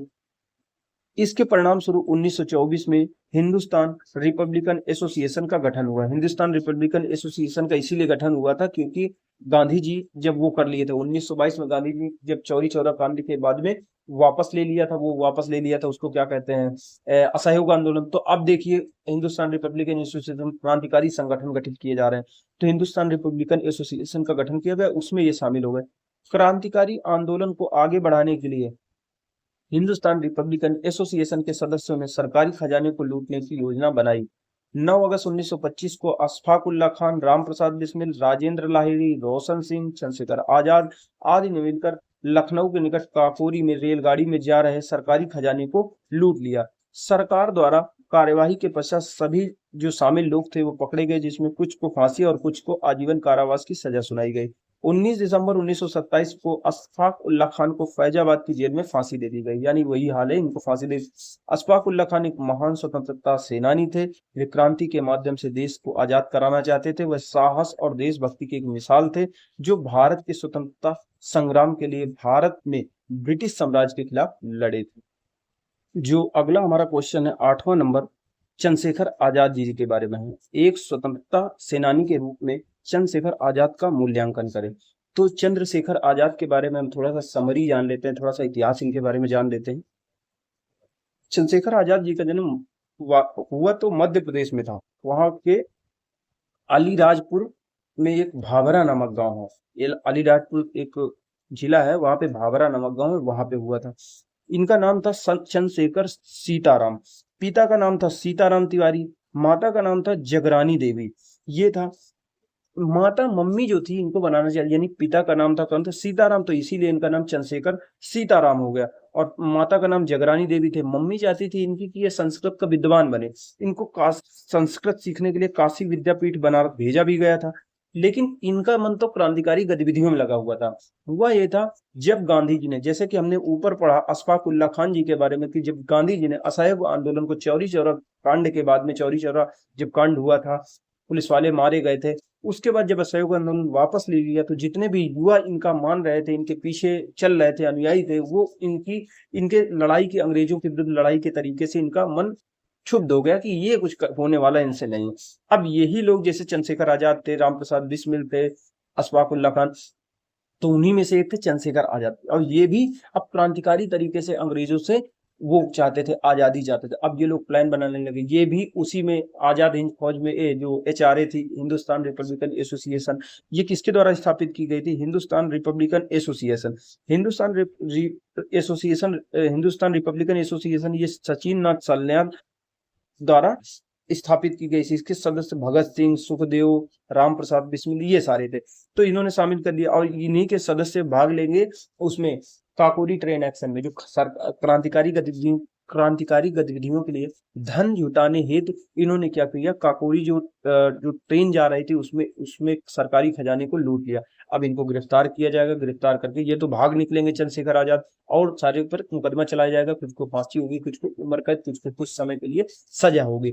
फिर ये क्रांतिकारी गतिविधियां बढ़ा रहे हैं। ये इनकी मृत्यु आगे चल के कहाँ होती है, इलाहाबाद में जो अल्फ्रेड पार्क पहले नाम था, कंपनी बाग हो गया, आजाद पार्क उसको कहते हैं, तो वहीं पे योजना बना रहे थे। अब यहाँ पे क्या हुआ था कि जो नेतराम आप सुनते होंगे, इलाहाबाद जाइए कभी तो नेतराम चौराहा, तो इन्हीं के पूर्वजों जो नेतराम है, इन्होंने मुखबरी कर दी, बता दिया कि ये देखो यहाँ पे इन्होंने गवाही दी थी। तो इनको क्या कहते हैं, वो कर लिया, घेर लिया सेना ने, और वहीं पे जब सेना से घेर गए तो सोचे उनके हाथों मरने से अच्छा अपने आप को गोली मार लिया जाए। तो ये हुआ था इनके साथ में। तो चलिए चंद्रशेखर आजाद जी के बारे में पढ़ेंगे। चंद्रशेखर आजाद जी के बारे में पढ़ेंगे। महान क्रांतिकारी थे। एक स्वतंत्रता सेनानी के रूप में चंद्रशेखर आजाद का मूल्यांकन करें। चंद्रशेखर आजाद, क्रांतिकारी चंद्रशेखर आजाद का जन्म 1906 में भाभरा गांव अलीराजपुर में मध्य प्रदेश में हुआ था। यानी इनका जन्म मध्य प्रदेश के भाभरा गांव अलीराजपुर में हुआ था। उनका वास्तविक नाम था चंद्रशेखर सीताराम। चंद्रशेखर इनका नाम था, सीताराम इनके पिता का नाम था। इनके पिता का नाम था सीताराम तिवारी, माता का नाम था जगरानी देवी। माता इन्हें संस्कृत का विद्वान बनाना चाहती थी और इसीलिए इनको संस्कृत सीखने के लिए काशी विद्यापीठ में भेजा गया, जो बनारस में है। उन्होंने असहयोग आंदोलन में भाग लिया, जिसके परिणाम स्वरूप उनको गिरफ्तार, यानी सोचिए असहयोग आंदोलन जो गांधी जी द्वारा शुरू किया गया था उसमें इन्होंने भाग भी लिया, गिरफ्तार भी हुए। गिरफ्तारी के पश्चात जब उन्हें मजिस्ट्रेट के सामने पेश किया गया तो उनका नाम पूछने पर उन्होंने क्या नाम बताया, अपना नाम बताया आजाद। पिता का नाम बताया स्वतंत्रता। हमारे पिता का नाम तो सीताराम है, लेकिन कहे पिता का नाम स्वतंत्रता है, हमारा नाम आजाद है, चंद्रशेखर। अब इन्हीं का नाम जो चंद्रशेखर सीताराम तिवारी था वो चंद्रशेखर आजाद पड़ गया, यही से नाम इनका आजाद बताया तो चंद्रशेखर आजाद हो गए। अब क्या योगदान रहा स्वतंत्रता आंदोलन में। 1922 में हुई चौरी चौरा घटना के पश्चात महात्मा गांधी जी ने असहयोग आंदोलन को वापस ले लिया, जिसके कारण आजाद निराश हो गए। वह हिंदुस्तान रिपब्लिकन एसोसिएशन में शामिल हो गए। हिंदुस्तान रिपब्लिकन एसोसिएशन की स्थापना दरअसल सचिन नाथ सान्याल ने की थी। सचिन नाथ सान्याल ने इसकी स्थापना की थी। एक क्रांतिकारी संगठन था। इसके सदस्य भगत सिंह, सुखदेव, राम प्रसाद बिस्मिल। चौरी चौरा कांड के बारे में एक घटना है कि ऐसी घटना, इनको नाम के नाम से जाना जाता है, किसी नेता के नाम से नहीं जाना जाता, लेकिन इसमें नेता जो है वो जो तथाकथित निचली जाति जिनको मानते हैं वहां से आते थे, इसीलिए इनमें नेता का नाम नहीं ये लोग देते हैं लिखने वाले भी, क्योंकि ये खास कास्ट से आते हैं इसलिए। तो यहाँ पे एक रमापति का नाम आता है, जो महत्वपूर्ण नेता थे चौरी चौरा कांड के, जो 25 पुलिस वाले मारे गए थे। ऐसा क्रांति कहीं दिखती नहीं है रमापति नाम से। रमापति चमार जाति से आते थे, इसलिए ऐसा नाम मिलता है। चौरी चौरा कांड में हुआ था और इसीलिए कहा जाता है कि जो शक्ति थी, जो आंदोलन की शक्ति थी, इन लोगों के हाथ में आ रही थी। तो गांधी जी ने आंदोलन, कई जगह इतिहास की किताबों में आता है, इसीलिए गांधी जी ने क्या कर दिया था, उसको वापस ले लिया था, आंदोलन को वापस ले लिया था। तो जब चौरी चौरा कांड के बाद में गांधी जी से मोह भंग हो गया तो क्रांतिकारी इधर आ गए और कई क्रांति, हिंदुस्तान रिपब्लिकन एसोसिएशन का गठन हुआ, उसके सदस्य बन गए। इसके 10 सदस्यों ने क्रांतिकारी गतिविधियों को संचालन करने के लिए धन संग्रह करने के उद्देश्य से काकोरी ट्रेन में जो धन जा रहा था उस पे अधिग्रहण कर लिया, उसको शामिल कर लिया, उसको लूट लिया। इसमें शामिल लोग कौन कौन से थे, चंद्रशेखर आजाद भी थे, लेकिन ये पकड़े नहीं गए थे, ये भाग निकले थे। चंद्रशेखर आजाद, राम प्रसाद आजाद हैं, आजाद रहेंगे। चंद्रशेखर आजाद, राम प्रसाद बिस्मिल, अशफाक उल्ला खान, राजेंद्र लाहिड़ी, मनमथ गुप्ता। ब्रिटिश सरकार द्वारा सरकारी खजाना लूटने और यात्रियों की हत्या करने के जुर्म में उन पर मुकदमा चलाया गया। राजेंद्र लाहिड़ी, राम प्रसाद बिस्मिल, अशफाक उल्ला खान, रोशन सिंह, इनको मृत्युदंड की सजा सुनाई गई। अन्य क्रांतिकारियों को 4 वर्ष की सजा और कुछ को काला पानी का दंड दिया गया। एचआरए के पश्चात 1928 में जब एचआरए बन गई थी, पहले बनी थी एचआरए हिंदुस्तान रिपब्लिकन एसोसिएशन, फिर इसका नाम बदल के, जब समाजवादी विचारधारा बढ़ रही थी कि सबकी समानता होनी चाहिए, तो इसका नाम बदल के दिल्ली के फिरोज शाह कोतला मैदान में चंद्रशेखर आजाद, योगेंद्र नाथ चटर्जी, भगत सिंह, सुखदेव आदि ने मिलकर इसका नाम हिंदुस्तान सोशलिस्ट रिपब्लिकन एसोसिएशन कर दी, इसका नाम बदल दिया। इस प्रकार इसके माध्यम से लाला लाज और हिंदुस्तान रिपब्लिकन एसोसिएशन जो था, हिंदुस्तान सोशलिस्ट रिपब्लिकन एसोसिएशन, इसने बदला लेने के लिए क्या किया कि जो साइमन कमीशन का विरोध कर रहे थे लाला लाजपत राय, उसको लाठियों से मारा था, उनकी मृत्यु उसी वजह से हुई थी। इसी का बदला जो क्रांतिकारी ने लिया, वो कैसे लिया, जो लाहौर के पुलिस अधीक्षक थे जेपी सैंडर्स, उनकी हत्या कर दी थी। बहुत बढ़िया किया। 27 फरवरी 1931 के दिन चंद्रशेखर आजाद अपने साथी सुखदेव राज के साथ में, जब चंद्रशेखर आजाद सुखदेव राज के अपने साथी सुखदेव राज के साथ इलाहाबाद के अल्फ्रेड पार्क, वर्तमान के प्रयागराज के जो आजाद पार्क है, उसमें विचार विमर्श कर रहे थे, रणनीति बना रहे थे क्रांतिकारी गतिविधियों से संबंधित। तभी ब्रिटिश हुकूमत की पुलिस ने उन्हें घेर लिया गया। चंद्रशेखर आजाद पर फायरिंग करने लगी। पुलिस से घिरने के बाद आजाद ने स्वयं को गोली मारकर अपनी जान दे दी। इस तरह आजाद अपने प्राणों की आहुति देकर भारतीय इतिहास में सदा के लिए अमर हो गए। यहाँ पे वो चीज नहीं लिखी है कि किसने मुखबरी की थी। चलिए दोस्तों, तो हमारा जो अगला क्वेश्चन है वो 9वां नंबर है। भारत छोड़ो आंदोलन के दौरान चित्तू पांडे की भूमिका का मूल्यांकन कीजिए, या चित्तू पांडे की भूमिका का भारत छोड़ो आंदोलन में महत्व बताइए, योगदान बताइए, संक्षेप में बताइए। तो संक्षेप में इनकी समरी समझ लेते हैं, फिर इसके बारे में समझते हैं। देखिए, चित्तू पांडे एक महान क्रांतिकारी थे। 1857 की क्रांति नहीं है, तो भारत छोड़ो भारत छोड़ो आंदोलन के दौरान, भारत छोड़ो आंदोलन के दौरान एक महान क्रांतिकारी थे। इनका जन्म बलिया में ही हुआ था, एक ब्राह्मण परिवार में बलिया में हुआ था। इन्हें भी बचपन से, मतलब कि बहुत ज्यादा क्रांतिकारी थे, बचपन से ही क्रांतिकारियों से प्रेरित होते थे, आजादी अंग्रेजों से आजादी चाहते थे। इन्होंने क्या किया, जिस समय भारत छोड़ो आंदोलन चल रहा था, इनकी महत्वपूर्ण भूमिका उसी समय नजर आती है। भारत छोड़ो आंदोलन चल रहा था, तो चूंकि भारत छोड़ो आंदोलन के नेता जिस समय गांधी जी वगैरह गिरफ्तार होने से पहले, गांधी जी ने क्या कर दिया था, सारी जनता से कह दिया था कि अगर जनता, क्या कहते हैं, अगर नेता गिरफ्तार कर लिए जाते हैं, कोई नहीं बचता, तो जनता स्वयं ही नेतृत्व करे, जनता के बीच में से नेतृत्व निकल के आए, तो स्वतः स्फूर्त होने के लिए भी गाइड कर दिया गया था। तो उसी निर्देश को मानते हुए, उसी के तहत भारत छोड़ो आंदोलन के दौरान जब Gandhi ji operation zero hour के तहत सभी महत्वपूर्ण नेता जैसे नेहरू जी, गांधी जी और सारे लोग गिरफ्तार कर लिए गए थे, तो यहाँ पे उसका विरोध हुआ बलिया में। और बलिया में महत्वपूर्ण भूमिका निभाई चित्तू पांडे ने। उन्होंने गांव गांव जाकर, यहाँ पे बड़ा महत्वपूर्ण काम किया कि गांव गांव जाकर लोगों को अंग्रेजों के शोषण के बारे में जानकारी दी, उनको सजग किया और उनको क्रांति कैसे करना है ये बताया। इतना ही नहीं, बलिया में बहुत जगह रेल की पटरी फाड़ी गई, जो सार्वजनिक जगह थी, बस स्टॉप हो गया, रेलवे स्टेशन हो गया, बिजली के खंभे हो गए, डाक तार व्यवस्था, सबको मतलब उखाड़ फेंका कि ये पूरी व्यवस्था ही उखाड़ फेंकनी है। ऊपर से ऊपर वहां पर जगह जगह पे जो सार्वजनिक, जो सरकारी कार्यालय थे, जो न्यायालय था, जो कलेक्ट्रेट ऑफिस थे, वहां पे कब्जा कर लिया। जो जेल थी वहां पे कब्जा कर लिया, क्रांतिकारियों को छुड़ा लिया, जो जेल में लोग थे उनको छुड़ा लिया, अपनी सेना में भर्ती कर लिया और एक समानांतर सरकार की स्थापना वहां पर कर दी। तो इस प्रकार, हालांकि समांतर सरकार बहुत ही कम समय तक चली, मात्र 1-2 दिन चली है, तो बहुत ही नहीं है, लेकिन बहुत कम है, लेकिन फिर भी पढ़ते हैं क्योंकि इतना मोटिवेशन, इतना ज्यादा करने की जो काम तो किया। 19 अगस्त को मतलब कि इन्होंने चालू किया सरकार, अपनी क्या कहते हैं, समानांतर सरकार की स्थापना की, और 21-22 अगस्त को फिर से अंग्रेजों ने यहाँ पे कब्जा कर लिया। तो चलिए हम चित्तू पांडे जी के योगदान के बारे में पढ़ते हैं, क्या है इनका योगदान। बलिया के रत्तूचक गांव के, एक गांव है बलिया में, यानी बलिया में इनका जन्म हुआ था, एक ब्राह्मण परिवार में। सीधा सीधा ये समझिए, बहुत ज्यादा लिखने की जरूरत नहीं है क्योंकि मेंस में आपको समय मिलता नहीं। तो बलिया के रत्तूचक गांव के ब्राह्मण परिवार में जन्मे चित्तू पांडे ने अपना संपूर्ण जीवन अंग्रेजों की दास्ता से मुक्त कराने में लगा दिया। अंग्रेजों को, लोगों को आंदोलन के लिए जागरूक करना, अंग्रेजी नीतियों का विरोध करना, यही उनका दैनिक कार्य था, यही काम करते थे। 1942 के, अब सोचिए इसकी पृष्ठभूमि समझते हैं। 1942 के भारत छोड़ो आंदोलन के दौरान गांधी जी और कांग्रेस के अन्य सभी प्रमुख नेताओं को गिरफ्तार कर लिया गया था ऑपरेशन जीरो आवर के तहत, जिसके परिणाम स्वरूप इस आंदोलन को आगे बढ़ाने की जिम्मेदारी भारतीय जनता पर आ गई थी, क्योंकि गांधी जी वगैरह लोगों ने कह दिया था कि जब नेता गिरफ्तार हो जाए तो जनता स्वयं अपना नेतृत्व करे। तो ऐसे में देश भर में बड़ी संख्या में सामान्य जनमानस ने भी गिरफ्तारियां दी, लेकिन इसी बीच उत्तर प्रदेश का बलिया जिला अपनी अलग ही तैयारी कर रहा था। चित्तू पांडे के नेतृत्व में बलिया के लोगों ने जिले के सभी प्रमुख स्थानों पर प्रदर्शन किया, हड़तालें प्रारंभ कर दी, तार काटना, रेलवे लाइन उखाड़ना, पुल तोड़ना, थानों और सरकारी दफ्तरों पर हमला करके राष्ट्रीय झंडे को फहराना, जनता को एकजुट किया। 5 दिनों तक पूरे बलिया में सिलसिला जारी रहा। 19 अगस्त 1942 को जिले में, अब ये आएगा कि समानांतर सरकार, 19 अगस्त 1942 को जिले में राष्ट्रीय सरकार का गठन कर लिया गया। चित्तू पांडे, जिसके प्रधान कौन थे, चित्तू पांडे थे। सारे सरकारी संस्थानों पर राष्ट्रीय सरकार का पहरा बैठा दिया गया। हनुमानगंज जो कोठी है वर्तमान में बलिया में, वो राष्ट्रीय सरकार का मुख्यालय बनाई गई। चित्तू पांडे के नेतृत्व वाली समानांतर सरकार ने नागरिक प्रशासन, अब ये इतना काम तो किया, मात्र 19 तारीख को हुआ और 22-23 अगस्त की मध्य रात्रि को ब्रिटिश सैन्य दल ने बलिया में घुसकर वहां की लोक सम्मत सरकार का तख्ता पलट दिया, यानी कब्जा कर लिया।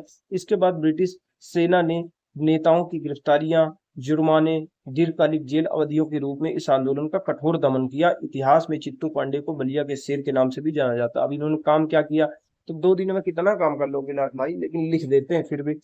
नागरिक प्रशासन के सुचारू संचालन की व्यवस्था की, विभिन्न इलाकों के लिए अलग अलग पंचायतें स्थापित की, शहर की सुरक्षा हेतु कांग्रेस कर्मचारियों को नियुक्त किया, 7 पुलिस थानों के क्षेत्र इस सरकार के नियंत्रण में आ गए, यानी 2-3 दिन तक काफी काम हुआ। चलिए दोस्तों, तो हम अपने अगले प्रश्न की ओर आते हैं, जो नरेंद्र देव जी के बारे में है। आचार्य नरेंद्र देव का स्वतंत्रता आंदोलन में या फिर अन्य चीजों में क्या योगदान रहा है, उसके बारे में हम समझने की कोशिश करें कि आचार्य नरेंद्र देव ने क्या क्या कार्य किया था। तो चलिए चालू करते हैं। आचार्य नरेंद्र देव के बारे में जानने से पहले हम सबसे पहले क्या प्रश्न है, ये 11वां नंबर का प्रश्न है, ठीक है। ये क्या कह रहा है, आचार्य राष्ट्रीय आंदोलन में आचार्य नरेंद्र देव का योगदान बताइए। आचार्य नरेंद्र देव का योगदान राष्ट्रीय आंदोलन, वैसे तो बहुत सारा योगदान रहा है, लेकिन राष्ट्रीय आंदोलन में क्या योगदान रहा है। तो आचार्य नरेंद्र देव के बारे में कहानी ये समझ लेते हैं। पहले हम कहानी समझ लेते हैं कि आचार्य जो नरेंद्र देव थे, ये देखिए, तो आचार्य जो नरेंद्र देव थे, आचार्य नरेंद्र देव भारत में जो समाजवादी आंदोलन कांग्रेस के भीतर चल रहा था, समाजवादी शासन की स्थापना की बात कर रहे थे, तो वो प्रथम व्यक्ति थे, यानी महत्वपूर्ण व्यक्ति थे जो भारत में समाजवादी शासन की स्थापना करना चाहते थे। क्योंकि समाजवादी शासन वह शासन होता है जो समानता पर आधारित शासन होता है। इसमें उन्होंने क्या किया, जो भी जमींदार थे, जो किसानों का शोषण करते थे, जो मजदूरों का शोषण करते थे, उद्योगपति वर्ग, उनका इन्होंने विरोध किया। जब 1914 से लेकर 18 के बीच में विश्व युद्ध चल रहा था, तो उस दौरान भी विश्व के देश, अन्य देशों में जितने लोग मर रहे थे, भारत में जो समस्याएं हो रही थी, महंगाई बढ़ रही थी, उससे ये लोग ये आहत हुए थे। इनकी विचारधारा वैश्विक थी। अगर बात करें तो इनके ब्रिटिश ये कांग्रेस के मंच से जुड़े हुए थे और यहीं से उन्होंने क्रांतिकारी आंदोलनों में महत्वपूर्ण तरीके से सहभागिता की। इनके विचार गांधीवादी दर्शन और समाजवाद के मिश्रण से प्रभावित थे, यानी गांधीवादी दर्शन में जो गांधी जी ने जो कहा है समाज के लिए, और समाजवाद जो कहा रहा है, उनके मिश्रण से इनके विचार तैयार हुए। कांग्रेस ने जितने भी आंदोलन 1920 से 42 1800 जो भारत छोड़ो आंदोलन चलाया था, 1942 में असहयोग आंदोलन, सवई अवज्ञा आंदोलन हो गया, और बीच में कई आंदोलन हो गए, उनमें सब में उन्होंने भाग लिया। सबने असहयोग आंदोलन में इन्होंने सक्रिय भाग लिया और भारत छोड़ो आंदोलन में भाग लिया। ये जेल भी गई कई जगह। जो भारत में 1934 में कांग्रेस सोशलिस्ट पार्टी की नई स्थापना हुई थी, आपने देखा होगा, कांग्रेस सोशलिस्ट पार्टी की स्थापना हुई थी 1934 में, उसकी स्थापना इन्होंने की थी, ठीक है। तो ये सारी चीजें इन्होंने की थी, तो इनके बारे में चलिए देख लेते हैं। आचार्य नरेंद्र देव की अगर बात करें तो ये कांग्रेस के मंच से ब्रिटिश शासन का इन्होंने विरोध किया। इनके विचार गांधीवादी दर्शन समाजवाद के मिश्रण से प्रभावित है। यह किताब में तो लिखा हुआ है, लेकिन इसके अलावा भी इसमें पढ़ लेते हैं, क्योंकि समझ में थोड़ा सा वहां पे कम दिया है, तो इसके बारे में पढ़ते हैं। यहाँ से भी किताब में भी दिया, वो भी पढ़ेंगे, ये भी पढ़ेंगे। तो कांग्रेस के मंच से ब्रिटिश शासन का इन्होंने विरोध किया। इनके विचार गांधीवादी दर्शन समाजवाद के मिश्रण से प्रभावित थे। 1920 के असहयोग आंदोलन में भी सक्रिय भूमिका निभाई। दरअसल 1921 से लेकर 42 के बीच में जितने भी कांग्रेस द्वारा आंदोलन चलाए गए, उन सभी में आचार्य नरेंद्र ने महत्वपूर्ण भूमिका निभाई। ये समाजवादी विचारधारा का इन्होंने प्रचार प्रसार किया। भारत में समाजवादी आंदोलन जो था, उसको संस्थापक में थे एक थे इन्होंने कांग्रेस सोशलिस्ट पार्टी की स्थापना की थी। ये क्या चाहते थे, ये चाहते थे स्वतंत्रता के बाद देश में समाजवाद और समानता लागू की जाए। किसानों और मजदूरों के अधिकारों के लिए इन्होंने संघर्ष किया, यानी सामंतवाद जो जमींदार प्रथा थी उसका विरोध किया। भारत छोड़ो आंदोलन के दौरान सक्रिय रूप से महत्वपूर्ण भूमिका निभाई, जेल भी गए, गांधीवादी सिद्धांतों का समर्थन किया, सत्य अहिंसा स्वदेशी की विचारों से ये प्रेरित थे।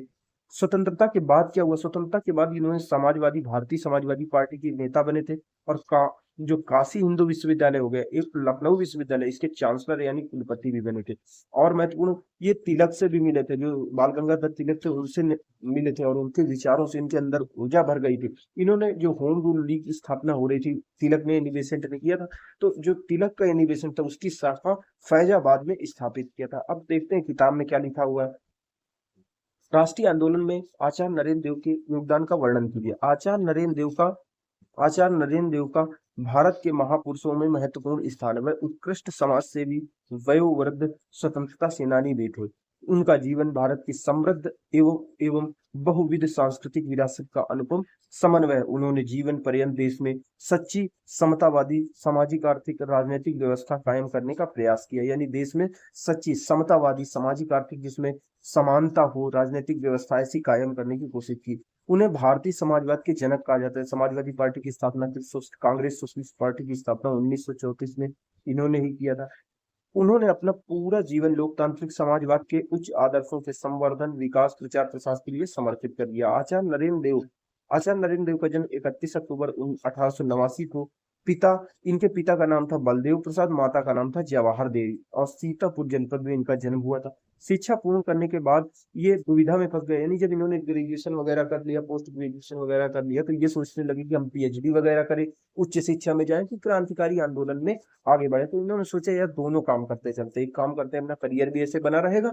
तो इन्होंने क्या किया, शैक्षणिक कार्य करने के साथ साथ आजादी में आंदोलन यानी वैचारिक रूप से इन्होंने काम किया। इन्होंने एक माइंड दिया यानी थिंकर के रूप में महत्वपूर्ण काम किया। लोगों को प्रेरित करने में महत्वपूर्ण काम किया, जैसे समाजवादी विचारधारा को फैलाने का काम किया। तो जब दुविधा में फंसे तो स्वयं को शैक्षणिक क्षेत्र में अपनी नैसर्गिक ललक को पूरी करनी चाहिए या फिर ये सोच रहे थे कि स्वतंत्रता संग्राम में भाग लेना चाहिए। तो उन्होंने शैक्षणिक अध्यवसाय के साथ साथ भारत की स्वतंत्रता के प्रति अटल प्रतिबद्धता को व्यक्त किया और दोनों में अपना योगदान देने का निश्चय किया। वर्ष 1914 में प्रथम विश्व युद्ध के प्रारंभ होने के बाद देश विदेश में घट रही घटनाओं से आचार्य नरेंद्र देव आहत हुए, भारतीय स्वतंत्रता संग्राम में शामिल हुए। ये वही है कि 1914 के बाद जो 1914 के पश्चात हुआ, उस समय बहुत सारे लोग मारे गए थे, भारत में भी बहुत सारी समस्या, तो उससे आहत हुए, ये भी शामिल हो गए भारतीय स्वतंत्रता संग्राम में। बाल गंगाधर तिलक के जेल से रिहा होने पर आचार्य नरेंद्र देव उनसे मिले थे। उनकी देशभक्ति का पूरा जोश उभर कर उनके सामने आया था। कितना जोशीला व्यक्ति है बताओ। वह स्वतंत्रता संग्राम में सक्रिय भूमिका निभाने के लिए उत्सुक रहे। वर्ष 1916 में उन्होंने फैजाबाद में होम रूल लीग की शाखा आरंभ की, सचिव जिसके वह स्वयं सचिव बने थे। यहीं से राजनीति में उनकी सक्रिय भागीदारी आरंभ हुई। इसके बाद 21 से 42 के बीच में जितने भी कांग्रेस ने आंदोलन शुरू किए उन सब में भाग लिया। जो ऑल इंडिया कांग्रेस कमेटी की स्थापना हुई उसके सदस्य रहे, ठीक है। और इन्होंने कांग्रेस समाजवादी पार्टी की स्थापना की थी 1934 में, जैसा कि हमने पहले पढ़ा। यानी योगदान स्वतंत्रता आंदोलन में, शिक्षा शास्त्री के रूप में, साहित्य में, लोकतांत्रिक जन समाजवाद के जनक के रूप में। आचार्य नरेंद्र देव का जीवन मानवता की सेवा के लिए समर्पित था। वह संघर्ष एवं बलिदान की प्रतिपूर्ति थे। लंबे समय से दमा से पीड़ित होने के कारण 56 में उनकी मृत्यु हो गई। वे नैतिक समाजवादी थे।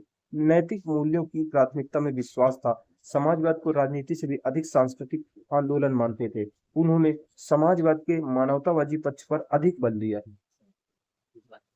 जो हमारा अगला क्वेश्चन है 11 नंबर है, वो क्या कहता है, जो गणेश शंकर विद्यार्थी जी के बारे में है। गणेश शंकर विद्यार्थी जी के योगदान को रेखांकित करने के लिए कह रहा है। गणेश शंकर विद्यार्थी महान राष्ट्रवादी विचारक, साहित्यकार, स्वतंत्रता सेनानी थे। प्रकाश डालिए उनके बारे में। यानी राष्ट्रवादी विचारक थे, साहित्यकार थे, स्वतंत्रता सेनानी थे। दरअसल अगर इनकी छोटी सी पहले कहानी जान लेते हैं। कहानी ये जान लेते हैं कि गणेश शंकर विद्यार्थी एक पत्रकार थे। इन्होंने पत्रकारिता के माध्यम से कई ऐसे लेख थे, जैसे एक हो गया प्रताप, तो इनका स्वयं का पत्र था जो प्रकाशित होता था, उसमें क्रांतिकारियों का समर्थन वह किया करते थे। इसके साथ साथ जो इनको लेख थे वो किसमें प्रकाशित होते थे, इसके साथ साथ एक आता था कर्मयोगी और एक सरस्वती, ये भी पत्र थे। ये दूसरों के राय होंगे, तो इसमें इनके लेख प्रकाशित होते थे। और प्रताप इनका स्वयं का पत्र था। तो इसमें क्या होता था, ये अपने विचारों को प्रकाशित करते थे। जो क्रांतिकारी विचारधारा थी उसको सही साबित करने, उसके पक्ष में सबूत पेश करते थे। और क्या करते थे, ये उनका जो मांग थी, जो क्रांतिकारियों का, इन्होंने अपने विचारों के माध्यम से, अपने पत्रों के माध्यम से, अपने लेखों के माध्यम से क्रांतिकारियों का इन्होंने खुला समर्थन किया था। इन्हें क्रांतिकारी युद्ध को इनका योगदान क्या है, इन्होंने पत्र लिख करके, प्रताप पत्र लिख करके जो क्रांतिकारी विचारधारा थी उसको जन जन तक पहुंचाया, उसको जन जन तक लोगों तक पहुंचाया। जो क्रांतिकारियों का खुला समर्थन किया, चंद्रशेखर आजाद, भगत सिंह, सुखदेव, ये जितने लोग थे इनका खुला समर्थन इन्होंने किया। इनके लेख क्या कहते हैं, कर्मयोगी और सरस्वती में भी प्रकाशित होते थे। प्रताप तो इनका स्वयं का पत्र था। ये हिंदू मुस्लिम एकता के भी पैरोकार थे। नमक सत्याग्रह, असहयोग आंदोलन में इन्होंने भागीदारी की। स्वतंत्रता संघर्ष के लिए इन्होंने त्याग और बलिदान किया।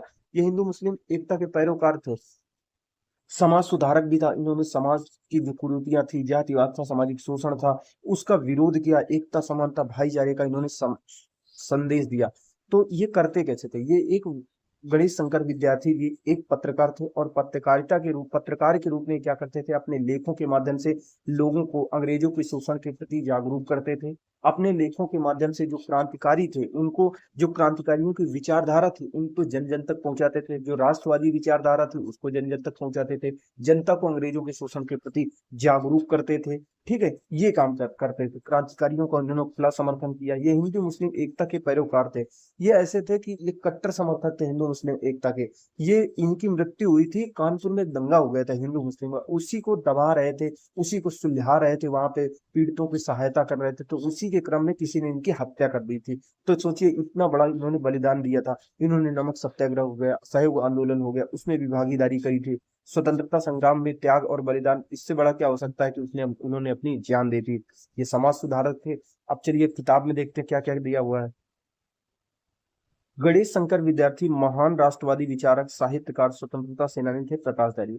स्वतंत्रता आंदोलन के दौर में अपनी निर्भीक पत्रकारिता, स्वतंत्र लेखनी के माध्यम से सरकार को हिलाकर रख देने वाले महान पत्रकार, क्रांतिकारी विचारक गणेश शंकर विद्यार्थी का जन्म प्रयागराज में 1890 को हुए थे। यानी गणेश शंकर विद्यार्थी का जन्म 1890 में प्रयागराज को हुआ था।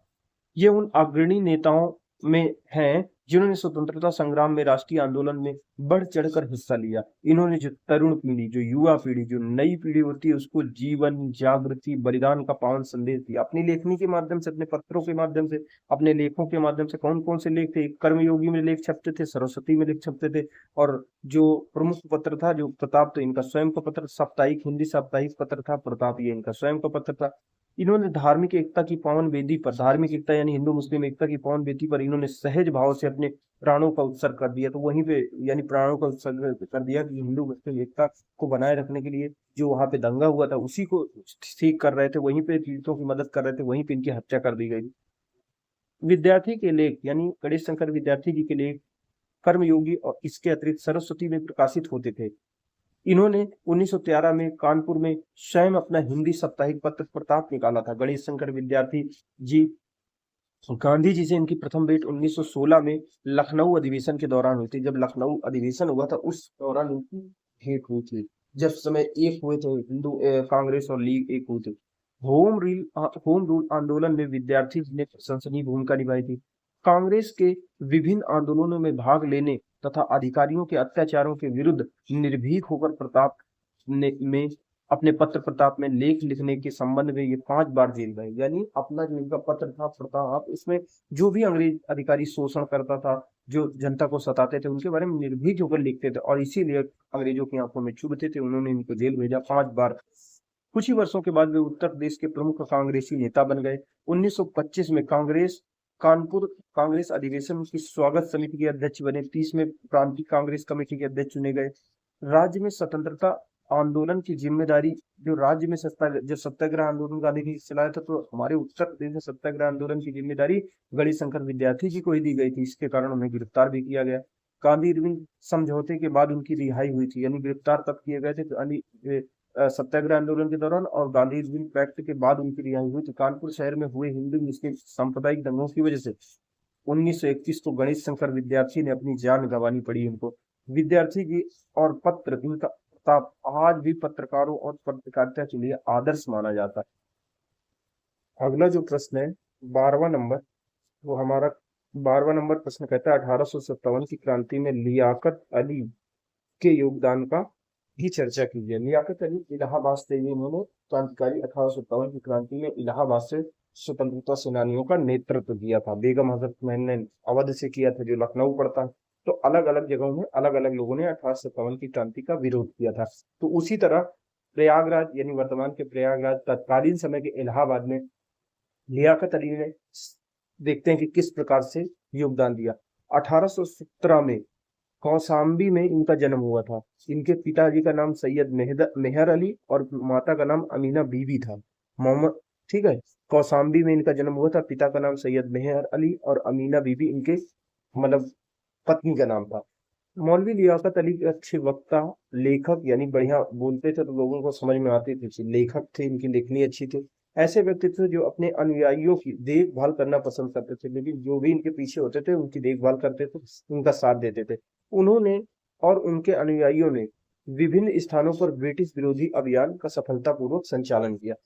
जमींदारों और क्षेत्र के अन्य प्रमुख लोगों ने मौलवी को अपना पूरा समर्थन दिया, क्योंकि ये बढ़िया विचार के व्यक्ति थे, अच्छे वक्ता थे, अपने पीछे लोगों को जुटा लेते थे, लेखक थे, लेखनी अच्छी थी। ऐसे व्यक्ति थे जो अपने अनुयायियों की देखभाल करना पसंद करते थे, और ये इनका व्यक्तित्व इतना अच्छा था कि जो उस क्षेत्र के जमींदार थे, अन्य प्रमुख लेख थे, उन्होंने मौलवी जी को अपना पूरा समर्थन दे दिया कि आप ही हमारे नेता हो। उन्होंने अपना नेता स्वीकार कर लिया, उन्हें अपना नेता स्वीकार कर लिया।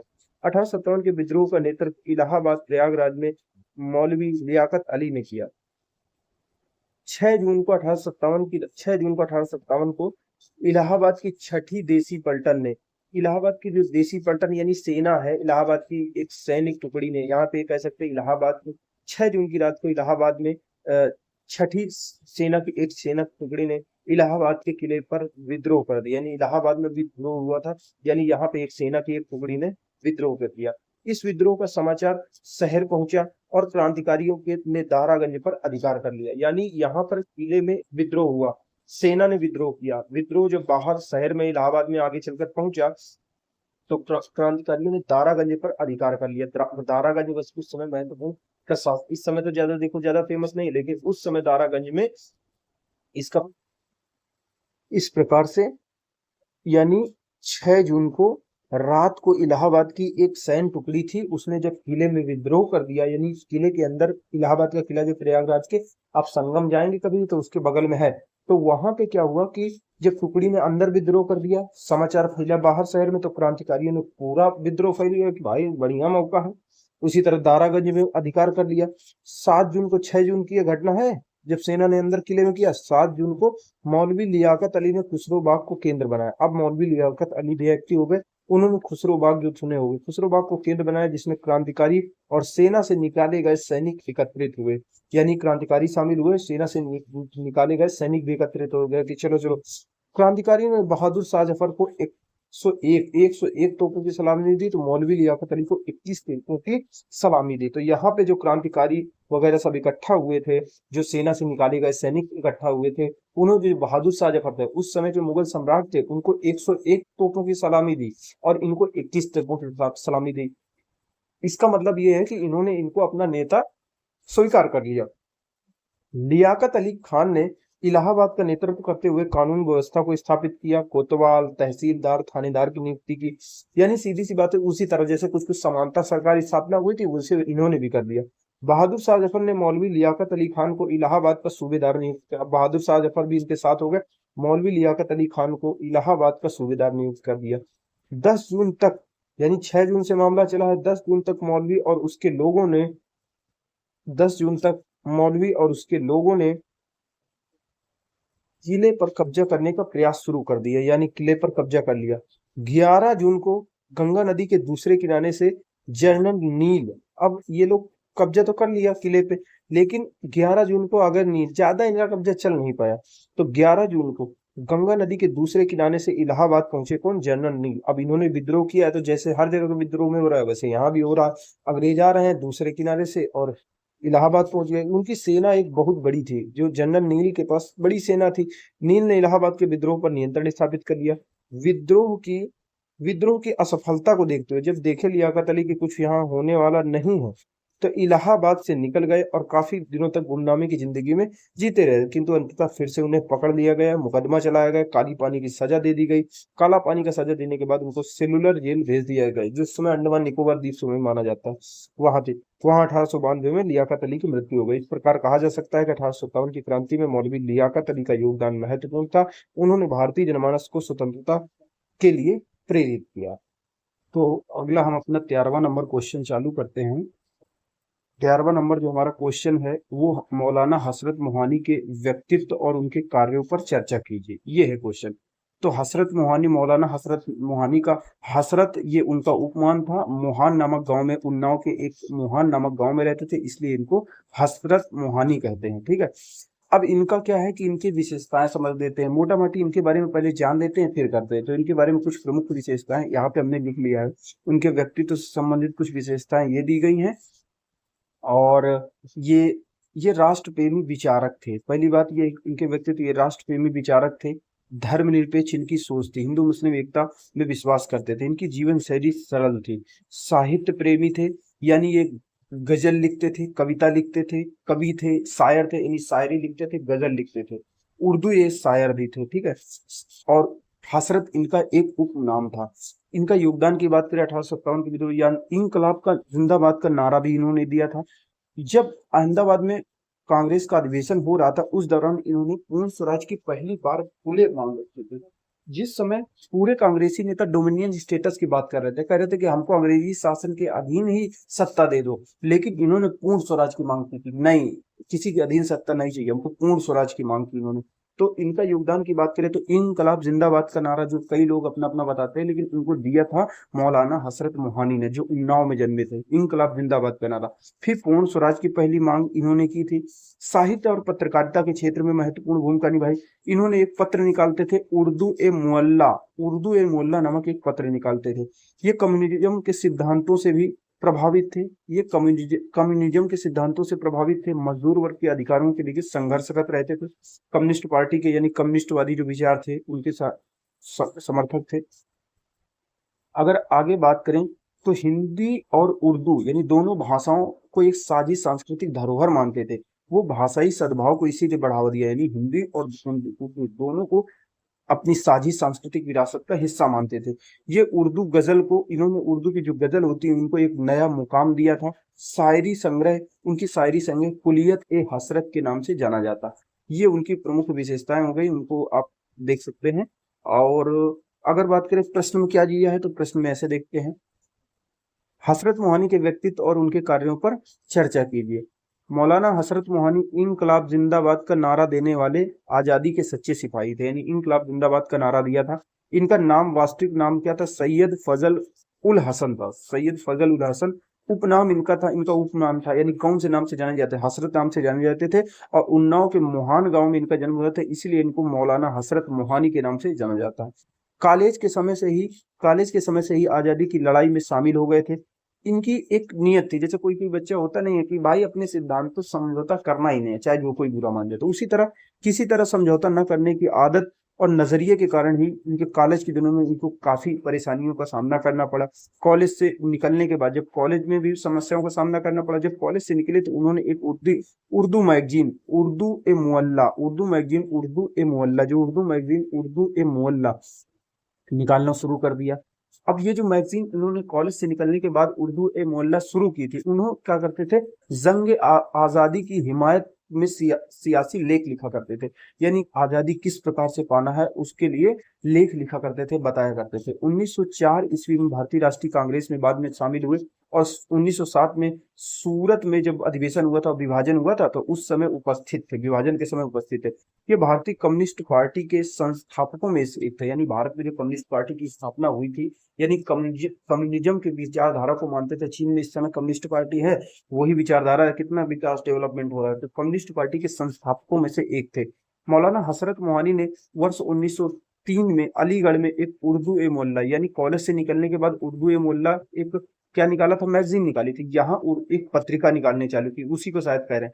मौलाना बड़ी बेबाकी से अपनी कलम के माध्यम से लोगों को स्वतंत्रता संग्राम के प्रति जागरूक करते थे, जिसके कारण उन्हें कई बार जेल भी जाना पड़ा। इनका शायरी संग्रह कुलियत ए हसरत के नाम से प्रसिद्ध है। मौलाना ने उर्दू गजल को एक नया मुकाम दिलाने में अहम भूमिका निभाई। मौलाना हजरत मोहानी ने अपनी आखिरी सांस तक देश हित में काम किया। अंततः 1951 को उनका देहांत हो गया। पाकिस्तान नहीं गए, जब विभाजन हो रहे थे पाकिस्तान नहीं गए, बल्कि उन्होंने अपने मातृभूमि भारत में, जो कि उन्नाव में रहते थे, इनका गांव था, वहीं पे रहने का फैसला किया। देशभक्त होने के साथ साथ हसरत मोहानी बहुत सारी खूबियों के मालिक थे। वे साहित्यकार, शायर, पत्रकार, इस्लामी विद्वान, समाज सेवक, उसूल परस्त राजनीतिक थे। उन्होंने कम्युनिस्ट विचारधारा को भी आगे बढ़ाया। जो हमारा अगला क्वेश्चन है वो मोतीलाल नेहरू जी के बारे में है। जो मोतीलाल नेहरू कौन थे? मोतीलाल नेहरू जवाहरलाल नेहरू के पिता थे। इनका स्वतंत्रता आंदोलन में क्या योगदान रहा है, उसको हम समझने की एक एक करके एक एक पॉइंट करके समझने की कोशिश करते हैं। तो इनके योगदान को हम कई बिंदुओं में बांट देंगे, ऐसे समझते हैं। चलिए चालू करते हैं। भारतीय स्वतंत्रता आंदोलन में भारतीय स्वतंत्रता आंदोलन में मोतीलाल नेहरू के योगदान पर प्रकाश डालिए। तो मोतीलाल नेहरू का योगदान क्या है, चलिए उसको पहले पॉइंट वाइज समझ लेते हैं कि मोतीलाल नेहरू का योगदान क्या था। मोतीलाल नेहरू का योगदान क्या था? तो मोतीलाल नेहरू की कहानी, इनका जन्म हुआ था आगरा में, ठीक है, इनका जन्म आगरा में हुआ। इनके पिता की जब मृत्यु हो गई, बाद में इनका पालन पोषण दूसरे व्यक्ति ने किया। ये राजस्थान के खेतड़ी में चले गए, फिर ये कैम्ब्रिज विश्वविद्यालय चले गए, यानी विदेश चले गए पढ़ने के लिए। बहुत अमीर व्यक्ति थे, बहुत अच्छे खासे अमीर थे, और ये क्या कहते हैं भारत लौटे और यहीं पे वकालत चालू कर दी। वकालत के साथ साथ ये क्या कहते हैं राजनीतिक गतिविधियों में भी शामिल हो गए, क्योंकि देश के लिए कुछ करना तो सबके लिए बात था। इनका योगदान 1920 के दशक में महत्वपूर्ण रहा। जैसे ये गांधी जी से मिले, और इनके जब ये तो बहुत अमीर थे और विलासी जीवन जीते थे, लेकिन गांधी जी से मिलने के बाद में इनका दृष्टिकोण बदल गया, वो सामान्य जीवन जीने लगे। इन्होंने क्या किया, इनके योगदान को और तो बुलेट पॉइंट यानी पॉइंट फॉर्म में देखें तो सबसे पहले होता है असहयोग आंदोलन में योगदान। गांधी जी के साथ असहयोग आंदोलन में योगदान, फिर स्वराज पार्टी की स्थापना की थी, फिर नेहरू रिपोर्ट इन्हीं की अध्यक्षता में आई थी। अपने धन और संसाधनों का आंदोलन के लिए सहयोग दिया, जो आनंद भवन इलाहाबाद में है ना, तो उसको कांग्रेस की जितनी मीटिंग होती थी उसके लिए समर्पित कर दिया था। इतना पैसा था तो देते थे, ऐसी बात नहीं थी। गांधी जी के साथ भी असहयोग आंदोलन, जैसे कि पढ़ सकते हैं, धर्मनिरपेक्षता और आधुनिक दृष्टिकोण, ये बहुत मॉडर्न, बहुत ही आधुनिक विचारों वाले थे, और धर्मनिरपेक्षता इनके विचारों में थी। तो एक करके पॉइंट पढ़ते हैं। पहले असहयोग आंदोलन, गांधी जी ने 1921-22 में चालू किया था असहयोग आंदोलन, लेकिन चौरी चौरा कांड के बाद में उसको वापस ले लिया था, जिससे बहुत सारे क्रांतिकारी युवा लोग जो उनके साथ में शामिल थे, गांधी जी ने कहा था अगर हम सही तरीके से संघर्ष करेंगे तो 1 वर्ष के भीतर ही स्वराज मिल जाएगा।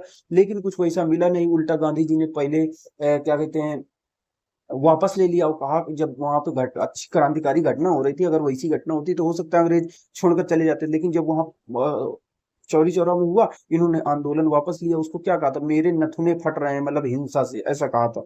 तो वह तो उसमें कई लोग जो आंदोलन का सहयोग कर रहे थे, कई लोग थे। सुभाष चंद्र बोस भी उसी वजह से उनसे परेशान हो गए थे, वो अपनी अलग रास्ता बना लिए। कई क्रांति, चंद्रशेखर आजाद हो गए, राम प्रसाद बिस्मिल हो गए, जितने क्रांतिकारी आप देखेंगे सब इसी ये चौरी चौरी चौरा कांड के बाद जब असहयोग आंदोलन वापस लिए तो उसी की वजह से सब रुष्ट हो गए थे गांधी जी से, और अलग। तो इसी तरह थे असहयोग आंदोलन में ये शामिल भी हुए थे, गिरफ्तार भी हुए थे, लेकिन जब गांधी जी ने इसको वापस ले लिया तो इनका मन भंग हो गया। अब इन्होंने स्वराज पार्टी की स्थापना की, क्योंकि जब गांधी जी ने इसको वापस ले लिया था तो विचारधारा में जो कांग्रेस के लोग थे वो 2 भागों में बढ़ गए थे। एक लोग वो थे जो कह रहे थे कि हम विधायिका में यानी सरकार के भीतर घुस करके सरकार को अंदर से कमजोर करेंगे, वहां पे उसकी निगरानी। और कोई एक पक्ष था वो कह रहा था नहीं नहीं, हम जो पुरानी विचारधारा, राष्ट्रवादी विचारधारा चल रही थी, गांधी जी की विचारधारा चल रही थी, उसी को मानेंगे। तो जो विरोध कर रहे थे, जो परिवर्तन चाहते थे, उनमें थे स्वराज पार्टी की स्थापना करने वाले कौन कौन शामिल थे, मोतीलाल नेहरू और चित्तरंजन दास। मोतीलाल नेहरू और चित्तरंजन दास ने मिलकर के स्वराज पार्टी की स्थापना 1923 में कर दी। इसका मुख्य उद्देश्य था ब्रिटिश जो विधानसभा थी उसमें जा करके अंदर घुस करके विरोध करना और अंदर से शासन को चुनौती पैदा करना। ये सरकार विधानसभा में चुनी भी गई और अंग्रेजी शासन के खिलाफ इसने आवाज भी उठाई। ठीक है, तो ये 1923 में इसका गठन हुआ था। कब हुआ था? 1923 में। आजाद स्वराज पार्टी की स्थापना 1923 में, ये असहयोग आंदोलन, स्वराज पार्टी की स्थापना। फिर आया नेहरू रिपोर्ट। हम आगे बात करें नेहरू रिपोर्ट, तो आगे चलकर जो अंग्रेज थे वो बार बार चैलेंज देते थे हम लोगों को, कहते थे कि अगर दम है ना तो ऐसा संविधान कोई बना दो या प्रारूप बना दो जो सब लोगों को पसंद हो। पता था उनको कि यहाँ मुस्लिम है, दलित है, ईसाई है, सिख है, बहुत, ये एक संविधान में राजी नहीं होंगे, तो इसीलिए वो चैलेंज देते थे।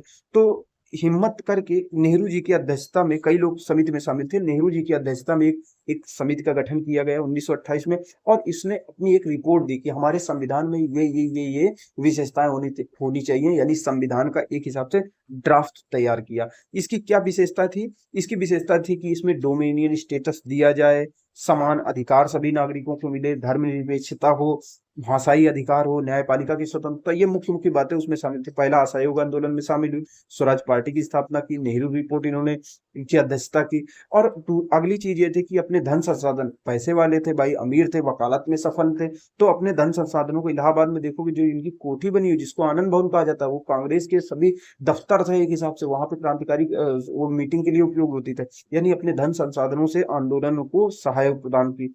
इन्होंने धर्मनिरपेक्षता वाले गुण थे ये करके। इनका जन्म कहाँ हुआ था? आगरा में हुआ था, फिर राजस्थान खेतड़ी में चले गए, फिर इलाहाबाद में इनकी कोठी बनी हुई है, और ये बाहर पढ़ने गए थे। अब प्रश्न में देखते हैं कि प्रश्न में क्या दिया हुआ है। भारतीय स्वतंत्रता आंदोलन में मोतीलाल नेहरू के योगदान पर प्रकाश डालिए।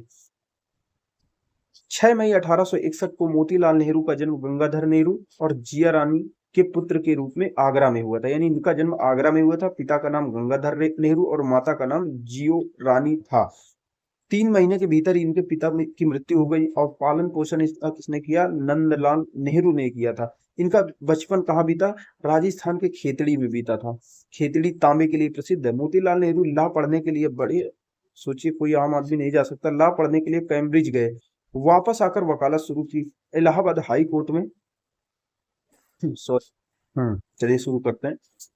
मोतीलाल नेहरू ला पढ़ने के लिए कैम्ब्रिज गए, वापस जब वहां से ला पढ़ा आए तो कैम्ब्रिज वापस आकर उन्होंने वकालत शुरू की। इलाहाबाद हाई कोर्ट में दीवानी मुकदमे लड़ने शुरू कर दिए। अपने पेशे में सफल भी थे, वकील के साथ साथ राजनीति में भी सक्रिय हो गए। एक तरह इलाहाबाद कोर्ट में दीवानी मुकदमे लड़ने लगे, दूसरी तरफ राजनीति में भी सक्रिय हो गए। प्रयागराज में एक दैनिक अखबार था द लीडर के बोर्ड ऑफ डायरेक्टर के पहले चेयरमैन भी बने, और बाद में स्वयं का ही द इंडिपेंडेंट नामक अखबार निकाला। यानी एक प्रयागराज में एक अखबार चलता था द लीडर, उसके बोर्ड ऑफ डायरेक्टर के चेयरमैन बने, और बाद में अपना अखबार इन्होंने निकाला, द इंडिपेंडेंट नामक अपना अखबार निकाला। कांग्रेस में शामिल होने वाले अमीर नेताओं में से एक थे। गांधी जी से मिलने के बाद उनके विचार बदल गए और विलासिता का जीवन त्याग कर सादगीपूर्ण जीवन अपना लिया। स्वतंत्रता आंदोलन में उनके योगदान के लिहाज से 20 का दशक उनके जीवन का सबसे प्रमुख समय था। 21 में गांधी जी के असहयोग आंदोलन में मोतीलाल नेहरू गिरफ्तार भी हुए थे, जेल भी गए थे, और 23 में उन्होंने स्वराज पार्टी की स्थापना की। जैसे बताया था, क्यों? क्योंकि गांधी जी के आंदोलन वापस लेने से रुष्ट हो गए थे और विचारधारा में फूट आ गए थे, इसीलिए स्वराज पार्टी की स्थापना की। 1926 में भारत को स्वराज या डोमिनियन स्टेटस दिए जाने के प्रारूप बनाने के लिए एक प्रतिनिधि सम्मेलन की मांग की गई। इसके खारिज होने के बाद से नेहरू ने अपने साथियों के साथ असेंबली से इस्तीफा दे दिया। यानी डोमिनियन स्टेटस की जो मांग कर रहे थे, यानी नेहरू रिपोर्ट लेके आए थे, तो उसी तरह जब मांग पूरी नहीं हुई तो इन्होंने इस्तीफा दे दिया इनके सदस्यों ने, कांग्रेस में वापस आ गए। 1928 में एक बार फिर कांग्रेस के अध्यक्ष बनाए गए। मोतीलाल नेहरू की अध्यक्षता में नेहरू रिपोर्ट तैयार की गई। इन्हीं की रिपोर्ट में नेहरू रिपोर्ट तैयार की गई। नेहरू रिपोर्ट में क्या था कि संविधान का प्रारूप तैयार करने के लिए अंग्रेजों ने चुनौती दी थी और इन्होंने तैयार किया था, जिसे कांग्रेस ने स्वीकार कर दिया। नेहरू रिपोर्ट आई, कांग्रेस ने स्वीकार कर दिया, लेकिन उन्हीं के लड़के जवाहरलाल नेहरू ने नहीं स्वीकार किया। आज डोमिनियन स्टेटस क्यों मांगना है भैया? पूर्ण स्वराज मांग चाहिए हमको, पूर्ण स्वराज की मांग करने लगे। 1929 में कांग्रेस के लाहौर अधिवेशन में पूर्ण स्वराज का प्रस्ताव अंततः पारित किया गया। इसके बाद मोतीलाल नेहरू गांधी जी के नमक सत्याग्रह में भाग लिया, जेल भी गए, उनके स्वास्थ्य कारणों से उसको छोड़ दिया। बाद में 1931 को लखनऊ में उनका निधन हो गया। मोतीलाल नेहरू एक विधिवेत्ता, स्वतंत्रता संग्राम सेनानी थे। देश की आजादी की लड़ाई में उन्होंने अपना सारा वैभव त्याग करके एक तपस्वी का जीवन व्यतीत किया। देश उनके कार्यों का सदैव ऋणी रहेगा। चलिए, तो अगला हमारा जो क्वेश्चन है 15 नंबर, किस बारे में है? वो राम मनोहर लोहिया जी के बारे में है। देश की राजनीति में राम मनोहर लोहिया का स्वतंत्रता पूर्व और स्वतंत्रता पश्चात भूमिका पर चर्चा कीजिए। स्वतंत्रता से पहले और स्वतंत्रता के बाद क्या? तो राम मनोहर लोहिया बहुत महत्वपूर्ण नेता है। राम मनोहर लोहिया का जितना योगदान आजादी से पहले हमको दिखाई देता है, उसी तरह आजादी के बाद भी दिखाई देता है। जो आजकल हम देख रहे हैं ना, जो बिहार में नीतीश कुमार, लालू प्रसाद यादव, 1975 में जो जेपी आंदोलन चला था, और उत्तर प्रदेश में मुलायम सिंह यादव की समाजवादी पार्टी, इन सब का अगर आधार खोजेंगे तो ये कहीं ना कहीं राम मनोहर लोहिया की ही उनसे प्रेरणा लेकर इन्होंने पार्टी की स्थापना की और इतने सफल राजनीतिज्ञ बने हैं। इन्होंने ही ओबीसी का सुधार के लिए उसकी जनसंख्या एक नारा दिया था, कि पिछड़ा पावे 100 में 60 ऐसे करके, कि वो जनसंख्या के हिसाब से प्रतिनिधित्व की बात इन्होंने करी थी। इनका अगर बात करें तो वर्तमान का जो अंबेडकर नगर है वो पहले का जो क्या था, पहले के समय में जिसको अकबरपुर नाम से जाना जाता था, आज अंबेडकर नगर में, वहां इनका जन्म हुआ था। ये विदेश में पढ़ने गए थे, अगर बात करें तो विदेश में पढ़ने गए थे। चलिए देख लेते हैं, इंग्लैंड, हाँ देख लेते हैं। अब इनके बाद में हमने इसमें लिख रखा है ताकि आसानी समझा जा सके। तो आजादी से पहले इनका योगदान क्या था कि इन्होंने अपनी पढ़ाई इंग्लैंड और जर्मनी, राम मनोहर लोहिया अच्छे तरीके से, अच्छे मतलब अंग्रेजी शिक्षा से दक्ष थे। इन्होंने इंग्लैंड और जर्मनी में पढ़ाई की। वहां पे जब इंग्लैंड और जर्मनी गए तो वहां पे समाजवादी विचारधारा, मार्क्सवादी विचारधारा बहुत ज्यादा लोकप्रिय हो रहे थे। उस विचारधारा के संपर्क में आए कि ये विचारधारा बहुत ज्यादा अच्छी है। भारत लौटे तो उन्होंने कांग्रेस के भीतर वामपंथी समाजवादी धड़े का हिस्सा बन गए। जो कांग्रेस के भीतर भी वामपंथी धड़ा था, कुछ लोग ऐसा मानते थे कि वामपंथी विचारधारा है, समाजवादी विचारधारा बहुत अच्छी है। जैसे उसमें कौन कौन से थे, उसमें शामिल थे सुभाष चंद्र बोस, जवाहरलाल नेहरू। तो उसी धड़े से ये शामिल हो गए, यानी इंग्लैंड जर्मनी में उच्च पढ़ाई करने गए थे, वहां समाजवादी मार्क्सवादी विचारधारा से ये प्रभावित हुए। और जब भारत लौटे तो जो कांग्रेस के भीतर वो धड़ा था या उस विचारधारा के लोग थे, उनसे आपस में जुड़ गए। जो कांग्रेस सोशलिस्ट पार्टी की स्थापना हुई, देखिए जो कांग्रेस सोशलिस्ट पार्टी की स्थापना 1934 में इन्होंने कांग्रेस सोशलिस्ट पार्टी की स्थापना की। किसके साथ मिलकर की थी वो? एक थे जयप्रकाश नारायण और दूसरे थे अच्युत पटवर्धन। इनके साथ मिलकर इन्होंने कांग्रेस सोशलिस्ट पार्टी की स्थापना की थी। कांग्रेस सोशलिस्ट पार्टी की स्थापना की, यानी पहली चीज कांग्रेस के उस धड़े से जुड़ गए जो समाजवादी धड़ा था। फिर कांग्रेस सोशलिस्ट पार्टी की स्थापना की। इसका मुख्य उद्देश्य क्या था कांग्रेस सोशलिस्ट पार्टी का? कांग्रेस के भीतर रहते हुए समाजवादी विचारधारा को बढ़ाना, यानी समाजवादी विचारधारा को बढ़ाना, लेकिन कांग्रेस के भीतर रहते हुए। इन्होंने भारत छोड़ो आंदोलन के दौरान भी महत्वपूर्ण भूमिका निभाई। इन्होंने अंडरग्राउंड रहते हुए, यानी किसी के सामने नहीं आए, भूमिगत रहते हुए इन्होंने एक गुप्त रेडियो, कांग्रेस गुप्त रेडियो का संचालन किया, जिसमें ये क्रांतिकारियों को मोटिवेट करते थे, बताते थे, उत्साह से भरते थे, योजना बताते थे, विचारधारा का प्रसार करते थे। यानी भारत छोड़ो आंदोलन में भूमिगत रहते हुए कांग्रेस गुप्त रेडियो का संचालन किया। अंततः उन्हें गिरफ्तार किया गया और लाहौर और लखनऊ की जेलों में रहकर उन्हें भारी यातनाएं भी झेलनी पड़ी। दूसरे विश्व युद्ध में हुआ यह था, इससे पहले, मृत्यु से पहले, जब दूसरे विश्व युद्ध में ब्रिटेन ने भारत की बिना मर्जी के भारत को युद्ध में शामिल कर लिया था, तो इसका विरोध भी उन्होंने क्या कर दिया था।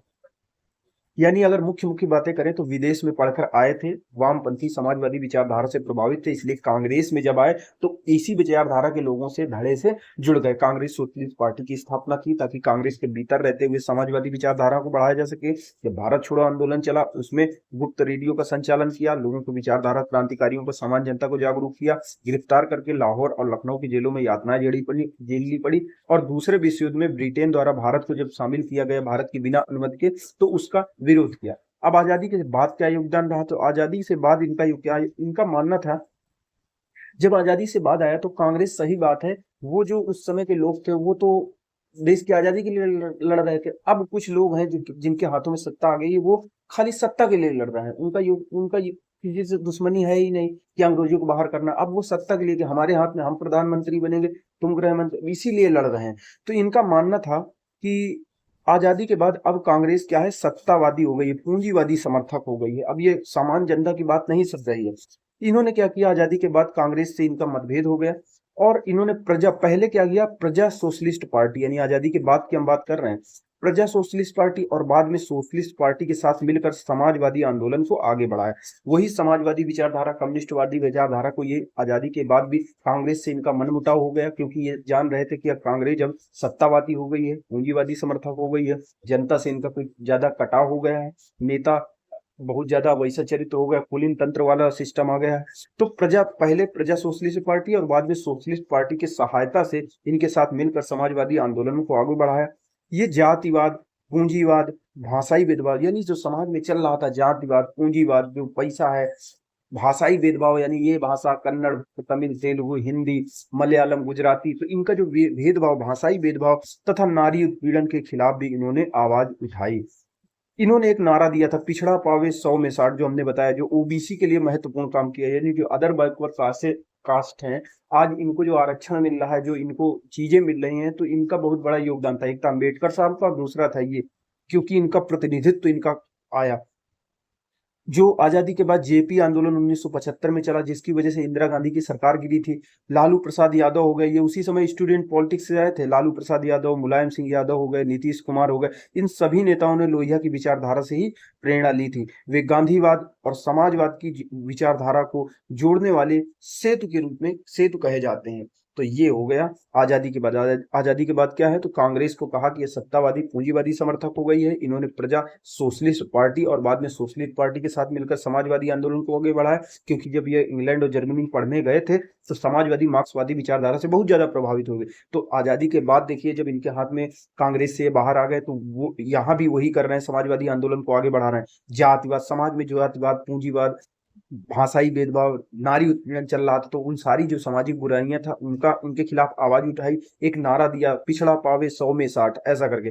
जेपी आंदोलन जो 1975 में इंदिरा गांधी सरकार को गिराया था, लालू प्रसाद यादव, मुलायम सिंह यादव, नीतीश कुमार, इन नेताओं ने, इन्हीं से इनकी जड़ें यहीं खोजी जा सकती हैं। अब देखते हैं प्रश्न में हमारे क्या दिया है। प्रश्न में, चलिए प्रश्न में आते हैं हम। प्रश्न में दिया है, देश की राजनीति में स्वतंत्रता आंदोलन के दौरान और स्वतंत्रता के पश्चात ऐसे कई नेता हुए हैं जिन्होंने अपने दम पर शासन का रुख बदल दिया।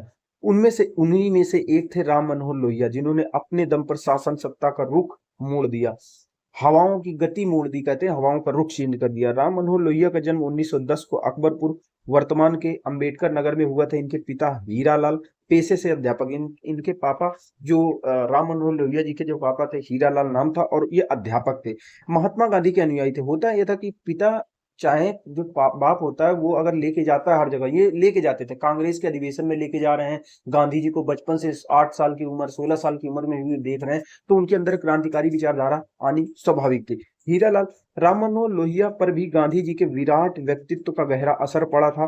वे अपने पिता के साथ 1918 में जो कांग्रेस, अहमदाबाद का कांग्रेस अधिवेशन हुआ था, उसमें पहली बार शामिल हुए। 1926 में जब 16 साल के थे, सोचिए 18 में ही कितने छोटे होंगे, जब 1926 में 26 में शामिल हुए, जब 16 वर्ष के थे, तब उन्होंने गुवाहाटी में हुए कांग्रेस आंदोलन, पहले कहा अहमदाबाद में, फिर गुवाहाटी में जो कांग्रेस का अधिवेशन हो रहा था उसमें भाग ले रहे थे। अपने पापा के साथ जा रहे थे, घूम रहे थे, हर जगह देख रहे थे। उन्होंने अपना अधिकांश जीवन भारतीय समाजवाद के विकास के माध्यम से अन्याय के खिलाफ लड़ने में लगा दिया। 1934 में लोहिया भारतीय राष्ट्रीय कांग्रेस के अंदर भारतीय राष्ट्रीय कांग्रेस, जो कांग्रेस के अंदर एक वामपंथी समूह कांग्रेस सोशलिस्ट पार्टी के माध्यम से सक्रिय रहे। यानी जो जयप्रकाश नारायण, अच्युत पटवर्धन, उनके साथ मिलकर कांग्रेस सोशलिस्ट पार्टी की स्थापना की थी। वामपंथी समूह था जो कांग्रेस के भीतर रहते हुए समाजवादी विचारधारा को बढ़ा रहा था। उन्होंने द्वितीय विश्व युद्ध में ब्रिटेन द्वारा भारत को शामिल करने का विरोध किया। वे 1942 के भारत छोड़ो आंदोलन की गतिविधियों में शामिल रहे। सरकार के कारण ये जेल में भी रहे, वहीं पर इनको यातनाएं भी दे दी गई। इन्होंने कांग्रेस, बाद में क्या हुआ 1948 में, जब 1947 को देश आजाद हुआ और कांग्रेस से इनका मनमुटाव हुआ, तो कांग्रेस पूंजीवादी है, सत्तावादी है, ऐसा कहा इन्होंने, और कांग्रेस की सदस्यता से इस्तीफा दे दिया। 52 में स्थापित प्रजा सोशलिस्ट पार्टी के माध्यम से सक्रिय रहे। बाद में सोशलिस्ट पार्टी के माध्यम से समाजवादी विचारधारा को आगे बढ़ाया। चलिए आगे देखते हैं, 33 कहाँ है। इस्तीफा दे दिया। 1955 में उन्होंने एक नई सोशलिस्ट पार्टी की, यानी प्रजा सोशलिस्ट पार्टी, फिर सोशलिस्ट पार्टी, इसके माध्यम से अपनी समाजवादी विचारधारा को आगे बढ़ाया। इसके अध्यक्ष बने। साथ ही एक पत्रिका थी मैनकाइंड नामक पत्रिका, ठीक है, मैनकाइंड नामक पत्रिका का भी संपादन किया। उन्होंने एक पार्टी के नेता के तौर पर विभिन्न सामाजिक राजनीतिक सुधारों की वकालत की, जिसमें जाति व्यवस्था को, जैसे कहा गया था ना, जाति व्यवस्था, जातिवाद, पूंजीवाद, भाषाई भेदभाव, नारी उत्थान के लिए काम किया। उसी जाति व्यवस्था को उन्होंने भारतीय राष्ट्रीय भाषा के रूप में हिंदी को मान्यता, नागरिक स्वतंत्रता को मजबूती से संरक्षण शामिल है। वर्ष 1963 में लोहिया लोकसभा में चुने गए, यानी 63 में लोकसभा सदस्य यानी सांसद बने। उन्हें सरकार की नीतियों को, उन्होंने सरकार 63 में जब शामिल हुए तो सरकार की नीतियों की तीखी आलोचना किया। उनका देहांत 57 वर्ष की आयु में 1967 में हो गया था। लोहिया की विरासत और विचारधारा का प्रभाव आज की राजनीति में देखा जा सकता है। जैसे हमने कहा ना, लालू प्रसाद यादव और मुलायम सिंह यादव, नीतीश कुमार, जेपी आंदोलन, ये सब उन्हीं की देन है, उन्हीं की विचारधारा से आए हैं।